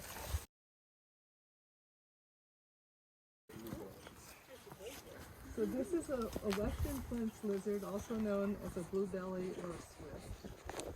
The males have bright blue abdomens and sides, and when they do push-ups, the males are trying to show that they are male because their sides sort of flat, you can see the blue. So the females have less blue, so they also do push-ups, I think. And they're letting the males know that they're female because they don't show much blue.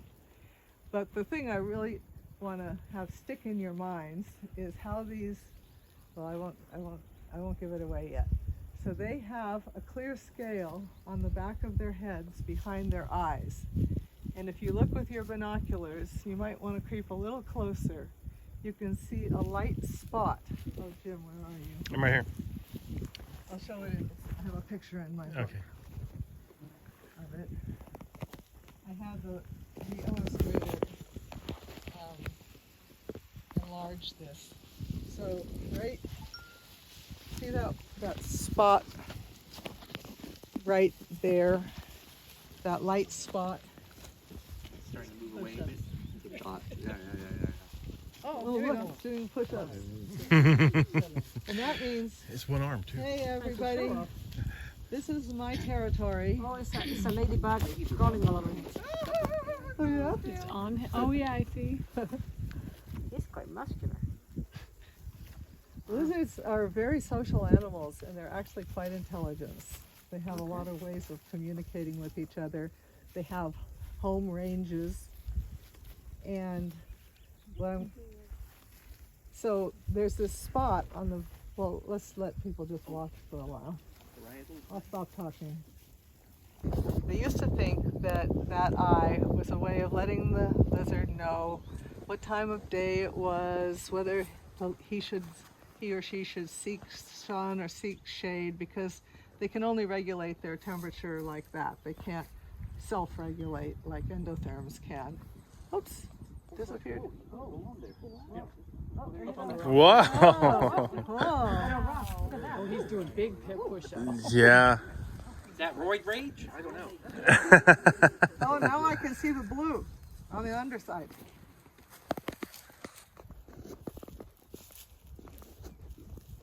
They can also darken and lighten. Really? Yeah. They don't change color, but they darken and lighten. So from this angle, if anyone wants to come over here, you can see the blue on. What is he doing now? Oops, now we can't see the blue. Oh, that humping behavior. Yeah. Right there. Is he practicing? Marching up. Pumpkin reflex. Not lizards. I never heard of the Unken reflex with lizards. And you saw the yellow on the backs of his legs. That's characteristic of this species, and because of it, they're called not sclerophilus. What's their? Is it scope? Is it Genus? Soloporus? Sclerophilus, yeah. And I think that has to. Oh no, it doesn't. Oh. No, their name means western lizard with pores on the back of legs. It's not anything to do with the colors. They're also known as spiny lizards because their scales have little keels on them. That third eye, yes, it helps the lizard know when to reproduce, when to brumate. Brumate is the word for like their hibernation states that they go into in the winter. When to seek shade, when to seek sun. But, and that's all based on light levels. But it also is a navigation unit. And let's say I'm the lizard and I'm here. This is my home territory. And then I don't want to disturb him. So then I come over here and I take a circuitous route. And at this point, I've just taken a reading on the pattern created when the sun's light hits the Earth's atmosphere and polarizes. There's a particular pattern right here that eye sees and records. Then the lizard comes over here, and it's a different pattern because it's a different angle with the sun. And then over here, the pattern changes. And if the lizard, then over here. So let's say I get to here and I want to get back to there. What I have to do is follow those patterns somehow in reverse. But now when I take a reading here, it's different because the sun has moved. Yeah. So I compensate for the progressed position of the sun. And then I do the same here, and I do the same here.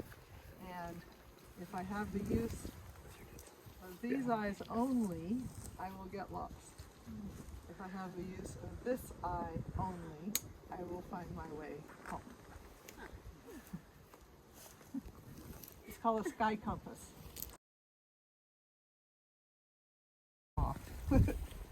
And they make those big tents out of silk that you see on trees sometimes. Oh yeah. They make them they're the ones that make those in the spring. And there's another one called fall webworm that makes them in the fall. They're not spiders. No. Like those. Oh my gosh, I thought they were spiders. So the caterpillar makes the tent? Yes, with its silk. For what reason? And it so lives they hang out in there. Tent caterpillars, not fall webworm, but tent caterpillars hang out in there until they want to feed. Then they go outside and feed outside, and then they come back inside to digest, because digestion will happen more rapidly if they're warmer, and it's warmer inside the tent. And they want to digest and then and pupate and everything. And close and become adults as quickly as possible. And they have different rooms, chambers inside the tent. And actually, I told Jim this as if it were fact yesterday. I'm not positive, but I think I've read that there are different temperatures in different rooms inside the tent, and that it would make sense. Yeah. Yeah. which one for what thing they're doing?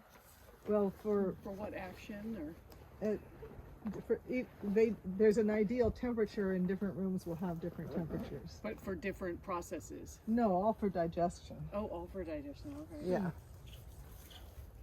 So what we're hearing is a Nuttall's woodpecker, and they are, they're definitely Oak Woodlands woodpeckers. Oh. Yeah. So yesterday we saw those red mites, like we just saw on the lizard, crawling out of two of these things. Yeah, were they maybe down a little more, the ones that we saw? Because there were 3 together, as I recall. Oh, I thought they were. One right here. Oh, that Oh, one maybe it's fell coming off. off. Okay. Yeah. So, mites are not. There's another one that's open. Oh, It looks like it's half open, doesn't it? I love all of these good eyes. Eyes on all this. Yeah, I think this is the one we handled yesterday. Oh, okay. And so mites are closely related to spiders. This one is empty, so let's open it up and see. I don't want to feel it, it's kind of hard. Acorn woodpecker nest entrance. Acorn woodpeckers. And this isn't a condo. It's not like there are a whole lot of nests in there. It's because the tree is hollow and they just have a bunch of different entrances to their nests. That's my bet anyway. That one on the lower left, that might be a separate nest on that side branch. Yeah. And you can look at a nest hole and kind of tell if it's in use or not, because it's usually a little lighter colored around the edges where they've worn it away a bit. And these don't look like they're in use yet to me, but have you seen these being occupied in the past? In the past, yeah. Uh-huh. I call it a couple of years ago. I'm not sure I saw it last year. Uh-huh. How are the other ones so small over there? Small. I don't know what those small ones are. Tiny. They might have just been starts of, Oh, yeah. I think those might be little branches coming off. We're going to look at an acorn granary now. Are the woodpecker holes always on the east side? Oh, yeah. I assume that's the east. Yeah, I think you're right. That's the one? This is an acorn woodpecker. Yes. Everybody beautiful bird. know that? Yeah. Do now. So I credit acorn woodpeckers with the existence of my book. And actually the existence, the reason I became a naturalist. And before... Was that your hook? They hooked you. They hooked me, yeah. So I was extremely sick with Lyme disease, and I could just barely do anything, including have a social life. And I moved to a community where I didn't know anybody, and I was too sick anyway. And I to do much with people, and I lived in this yurt, and acorn woodpeckers were flying all around me and drilling holes into the walls of my yurt, which I didn't own, so it didn't matter that much to me. They can't help it. And they cheered me up. I was terribly depressed and lonely, and at this point I had no idea what was wrong with me. I didn't have a diagnosis yet, and I'd been sick for 12 years and trying everything and having tons of different kinds of tests, and nothing. All my tests came out normal, and so it was just it was devastating. All sorts of horrible symptoms. But the acorn woodpeckers kept me going because they were so cheerful and they're so talkative, and they fly around flashing their wing windows, and they're just very active and talkative. And so I wondered, what do they need to survive? I knew nothing about them. I hoped that they were not threatened or endangered, and I asked our local Audubon chapter if we could have a speaker on the subject of acorn woodpeckers. And they had never had a speaker come from out of county before, but they happened to know Walt Koenig, who's the world authority on acorn woodpeckers. And he was based in Hastings Natural History Reservation outside of Carmel, where he studied these birds for years. And he does an acorn count every year. He's still doing it. He goes around to these different public lands all around the state, public or accessible, like university reserves and things, field stations, and So he stops, he and his friends will go to a tree, they start a timer, and they count for 30 seconds.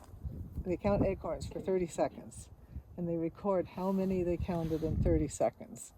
And so they'll do that for a group of trees at any given location. And then they go, drive across the state to another location. So he's kept these records for 25 years, I think, of how many acorns on different species of oaks each year.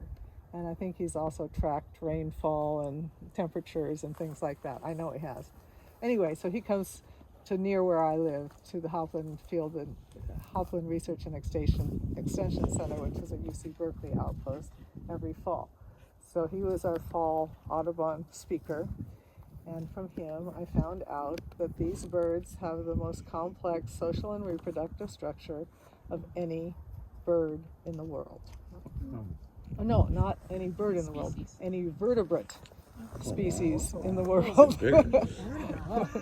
Yeah, including us, more complex than ours. And so let's now go look at the... Can I play a sound of the acorn woodpecker call? Just hear what it sounds like? Hang on for a minute. Okay. Yeah, play it for us.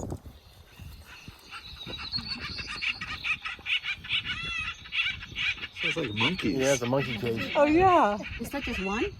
That's a few of them. Oh, okay. They're telling jokes. Wow. Some people call this laughing. You left with this?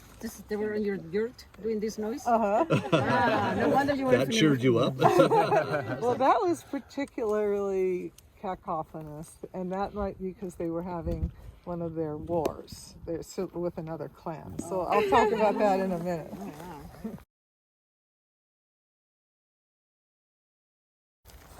Kate, Yeah. is some woodpecker? Yes. Oh, there we go. So those holes are made by acorn woodpeckers.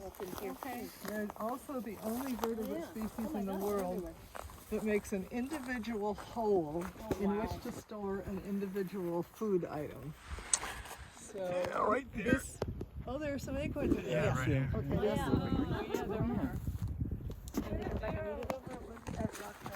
I just sent you a text so that you have my contact. Yeah, I would Look love at the to go. main trail in there. You can hear them. So this is really, I hate to say it because I know Jim and Carol are pretty proud of this, but this is a sorry excuse for an acorn granary. We're proud of the Solano Trail. Because where I live, so there can be 50,000 acorns in one of the, it's called a granary, and it's where they store acorns. Now, so what do acorn woodpeckers eat? They eat acorns. I've heard that. No? What else do they eat? Flying insects? Yes. Flying insects, especially flying ants. Flying ants? Yeah. Yeah, ants have a phase in which they fly. Oh. And their species name is Melanurpes formicivorus. F-O-R-M-I-C. What does that remind you of? Formic acid. It was first distilled out of red ants, I think, right? Formidae. Yeah, it was first distilled out of red ants. Oh. I think okay. formic acid was. Yeah, Okay. yeah. So their common name refers to acorns, but their scientific name refers to ants. And flying ants are actually their preferred food, but they have to have a backup food when ants aren't flying, ants and other aerial insects. So that's where acorns come in. And so they store them all fall and early winter, and then they eat them until insects are available again. And so it takes a lot of work to produce one of these granaries. A granary of even only 20,000 acorns or only 10,000 would be a lot of work. and acorn woodpeckers live in clans, of up to, I've heard now 24 birds, I think. 16 has been the convention, the number all along, but something changed, and I think to 24. That's either their lifespan, the longest lived bird, or the number of birds in a clan. Anyway, not important, but, and so what makes their clans complex is that there can be up to 4 now, 4 breeding females, and up to 8 breeding males. Let's see. Oh, I have this acorn in my hand. I can't read it. And any female and any male might mate with each other. Any female might mate with any one of the 8, if there are that many, and any male might mate with any one of the 4, if there are as many as 4. Most clans have fewer, like only 1 or 2. But in areas that have a lot of oak trees, especially a lot of oak species, the clans tend to be bigger, and that's where there will be more breeding birds. But also, the family structure includes their offspring, who don't get driven away. Same like with bluebirds. But they stay with their parents for up to 5 years. Why? Because of the granary. They will die if they don't have acorns in the winter. And they're the first species proven to practice incest avoidance, non-human species. They can't mate with their parents because that would be incestuous. So how do they become breeding birds? After, probably 6 months or a year, they're sexually mature and their hormones are raging and they desperately want to breed. So what do? Every day they fly scouting missions to other acorn woodpecker clans to see if there happens to be what's called a breeding vacancy. So I'm a female non-breeding helper, I'm called, and I desperately want to reproduce. So I fly over there to another acorn woodpecker clan, and I get there and I go, waka, waka, waka. And let's say, let's see, I forget your names, Maria? No. Who do we have here now? What's your name? Cindy. Okay. So let's say you two have been the last breeding. I am Maria. Yeah. You're Maria. Okay. So let's say at this other clan, you two are the breeding females, and I get there and I say waka waka waka, and you both come out to respond and say, "Hi, Kate," and I say, "Okay, Cindy and Maria are." Neither of them has died yet, so there's no breeding vacancy here. So then I fly to another clan, and I might be flying 1 or 2 miles every day, sometimes several sorties. And I keep trying to find a clan that no longer has any breeding females. So maybe a few days later, I come back. Next day, I come back, and I say waka waka waka again to you guys, and Maria comes out, but Cindy doesn't.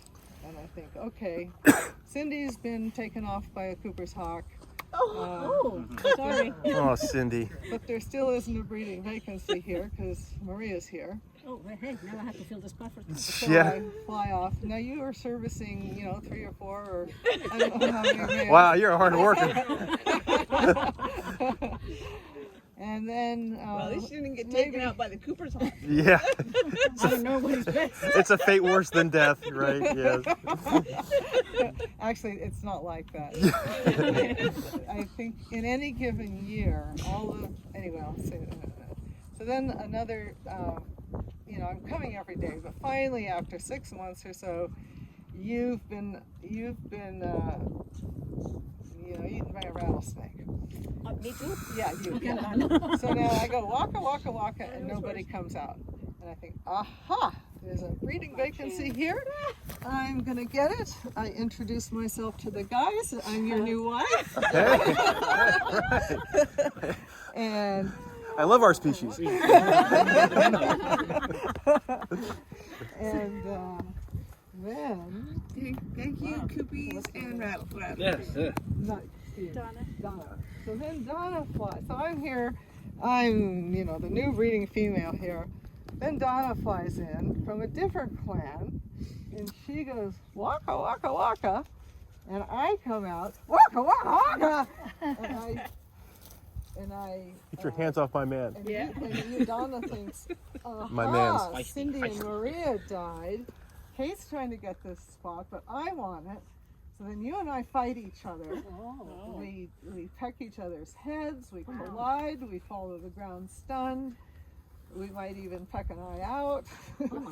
And we make a lot of noise, and our sisters hear us, or we go get them, and our sisters come and fight with us. And sometimes, and then birds will fly in, female birds will fly in from other clans, and there can be as many as 50 birds fighting each other for this. So they would all live in like one tree, like, or would they have just like an area that they could have several granaries and several trees, and if it's a big clan, they might have several cavities they might have several granaries and several trees, and they might have various nest cavities and roost cavities. They all sleep together in the same cavity at night, 16 birds if it's big enough.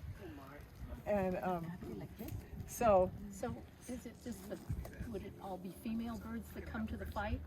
Or in this case, so female birds are the ones fighting for a female breeding vacancy. But male birds also do the same thing for male breeding vacancies, male breeder vacancies. And usually it's the largest clan that wins. And so up to 4 females from the largest clan will then ensconce themselves in as the new breeders.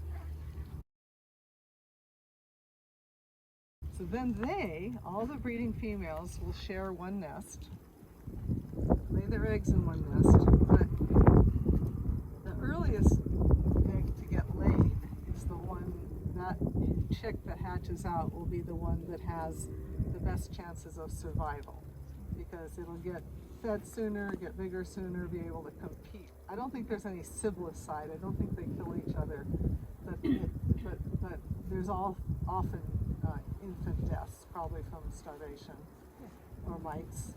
And so anyway, so the first female whose egg gets laid, and the first egg that gets laid, is not, the other females aren't happy about that, because that chick's gonna have some advantages. So one of the other females will remove the egg from the nest. Oh, really? Yeah. And they get eaten too, don't they, the eggs? And they put the egg, and there's a branch, a particular branch where they put the removed eggs. What? Yeah. For everybody to see it, this could happen to you, kind of thing? Yeah. And anyone in the clan will eat the egg, including the female who laid it. She doesn't seem to be able to recognize her own egg. Wow. Oh, there's an acorn woodpecker just landed. You can hear it calling. On the closest bough to us of that closest tree, it's to the right of the trunk, and it's on a branch in that bough there. What's it doing? Oh, it's pecking. It's creating maybe a hole for an acorn. Or maybe it's pecking open an acorn that's already stored there. It's probably embarrassed because you shamed its pantry. It says, we gotta get busy here because we don't have enough. Yeah. But that's not a typical site for a granary. No. It's such a skinny little branch. Oh, and I'll show you how you can tell males from females too. Because they live in clans, and they defend their clans and their babies fiercely. Oh no, now there's a better view of that bird. You can see the head, which is what you're interested in, right? Yeah, so that is a male, because the white of the forehead touches the red of the cap. And if it were a female, there would be a black band between the white and the red. That's a very nice looking bird. not too warm, or maybe recently molted or something. Nice bright colors. Did I read in there that they spend a great deal of time moving acorns around? Yes. So yeah, so as acorns dry, they shrink, and they don't want jays or squirrels or Lewis's woodpeckers stealing acorns from their granary.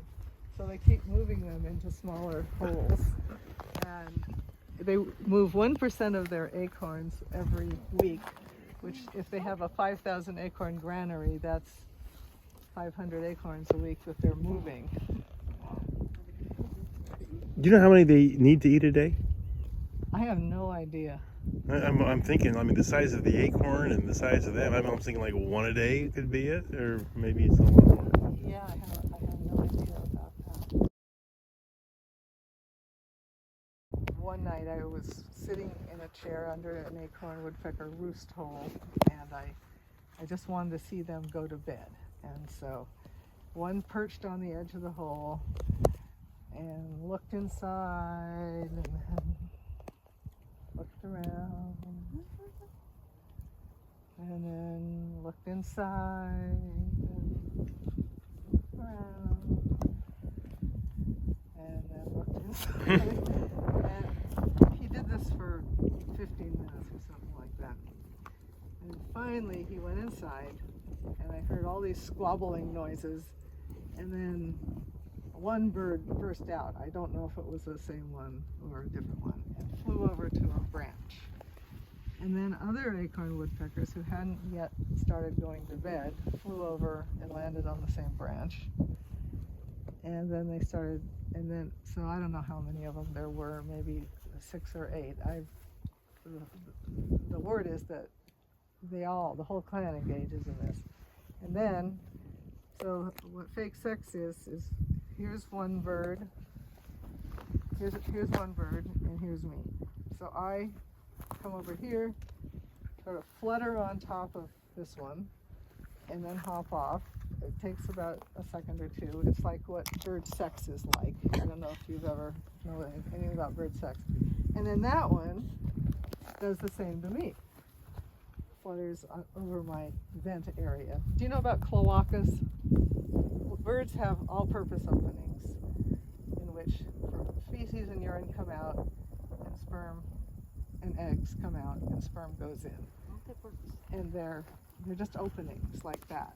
There's no penis. So ducks have penis. There are a few birds that have penises, but most birds don't. So they just touch their cloacas together, and somehow the male spurts some sperm in, and it takes less than 3 seconds. And so when they do these fake sex rituals, it's as if their head, and one flutters over the other. The female moves her tail aside, the male flutters over her, they touch cloacas, and then separate. So these fake sex rituals, that's what they're imitating, but it's males with males, females with females, males with females, females on males, everybody taking, either the male position or the female position, and breeders with non-breeders. So one hypothesis about what this is about is that they're about to go to bed in a hot, stuffy, crowded nest cavity for the night. And there have been various tensions and jealousies that have occurred during the day, and this is a way of kissing and making up before they go to bed.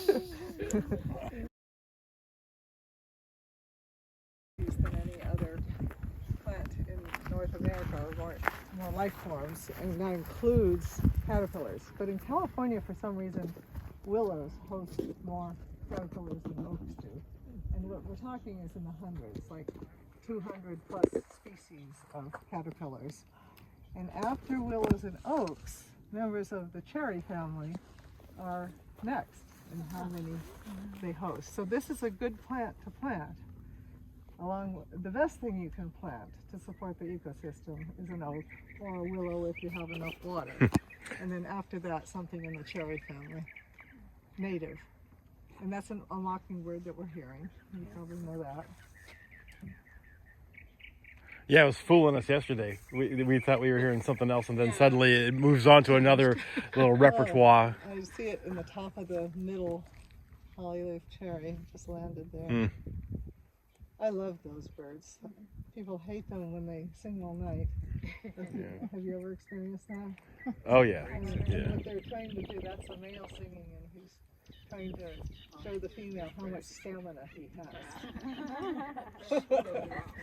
And the size of his repertoire. Both factors affect whether the female chooses them or not. Well, I'm surprised owls don't key into that and pick them off. You know? You'd think so, yeah. No, I don't know. I think they nest in trees, but that one's on the ground right now. Wait, if he's calling, he's usually perched on top, right? He wouldn't be doing that from down below. He's doing it from down below. What? He just landed on the ground. He didn't read the book, I guess. There, he just left the ground. So there's bound to be a nest back in there somewhere. Nest coming along.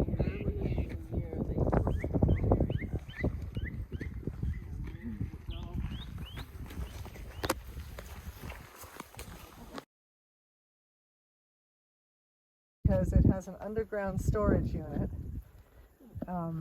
that holds sugars and carbon, and in this case it's a bulb, but it could be for other plants a tuber, a corm, or a rhizome. Those are all underground storage units, and they are ideally suited to Mediterranean climates, which are both drought and fire prone, because the fire can come through and the bulb survives and it just shoots up more foliage. And these plants that have these underground storage units are called geophytes, which means earth plants. And the bulb that's underground under there is covered with fibers that look like this. Look like a horsetail. Yeah. It does.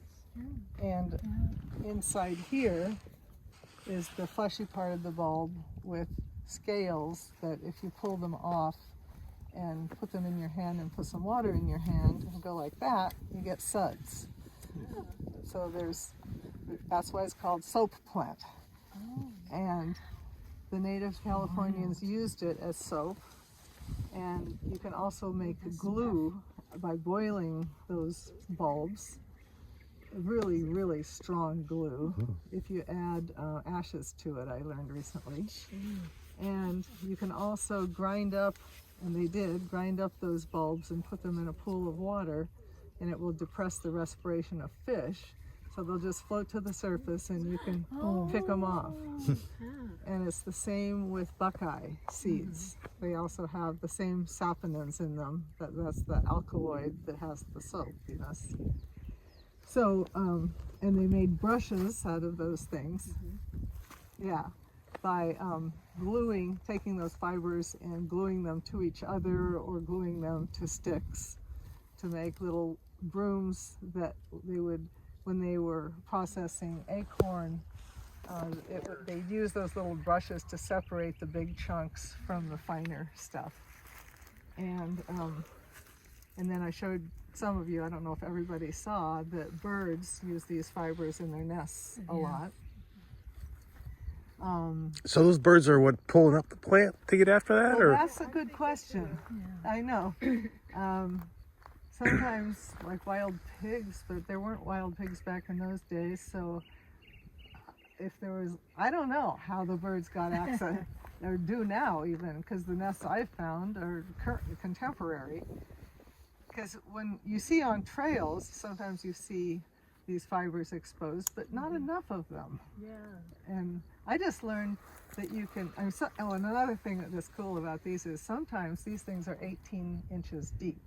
Wow. And imagine, a seed that falls on the ground, it takes years to germinate and then produce a decent sized bulb and a decent sized plant. But how does this get 18 inches underground? And the answer is that bulbs have little rootlets that come off of the bottom of them, and they're called contractile rootlets. When the soil dries out, they contract, and they pull, over the years, they keep pulling the bulb down deeper under the ground. Oh, that's interesting. So it's not the seed from the flower. It's a seed, the seed that lands on the ground is from a flower. Yeah. So And this, that's what makes the new plant? yes. Yeah, okay. I don't want to forget that. So, could someone hold So this camera? what plant are we talking about? This plant right here. What is that one? Okay. It's called wavy leaf soap plant. Wavy leaf soap. It is wavy. And it will, pretty soon, it will send up a stalk that looks like asparagus. And this plant used to be it was originally in the lily family, and then they put it in the asparagus family, and then they put it in the agave family, and that's where it is now. So it'll send up a stalk that can get to be pretty tall, except a deer will come along and eat it off. And then it sends up little side stalks, and that's all being fueled by that underground bulb. And then each stalk will have a bunch of unopened flower buds that look like they're shaped like cucumbers, like that. Oh, that's so pretty. And starting from the bottom, some kind of water pressure comes up and causes these buds to pop open all at once. Or sometimes it's not all 6 petals at once. Sometimes it's 3 petals and then 3 petals, or 2 and 4, or 1 and 2 and then the other 3.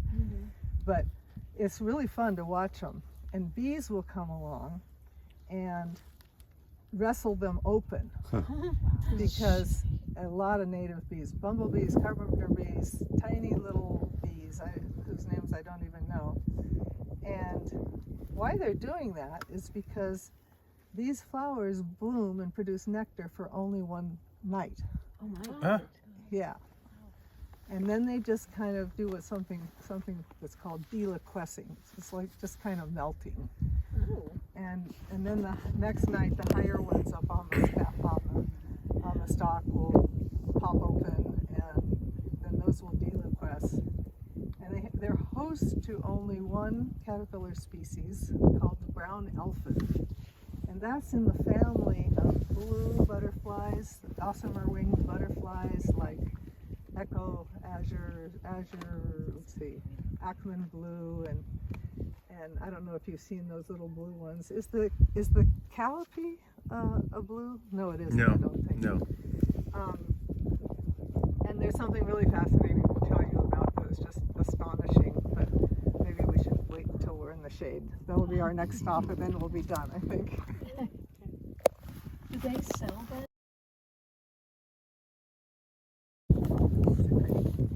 And ants are attracted to that liquid, and it has been thought for many years. You know how ants farm aphids? There's a honeydew that they excrete from their butts, and that has also been thought to be a farming arrangement. And I'm not that like the ants were in charge, but they have recently discovered. So there are species of ants that like to travel up and down trees, like manzanita, to go into the flowers and get nectar. And that nectar is really important to them. So they have their colonies in the ground, or their colonies in the dead wood of manzanitas or whatever. And they eat flower nectar, and they get it, and they go back and tend to their duties in their colony. Well, these caterpillars have evolved the ability, and how the ants are beneficial to the caterpillars is that if the caterpillars are surrounding an ant or on an ant, they disguise its outline so that a parasitic wasp flying by won't recognize that there's an ant there. So the caterpillars, these caterpillars, if ants haven't found them yet, they will mash their jaws around in a way that mimics the sound of ant larvae, and it brings the adult ants running. And then the adult ants will discover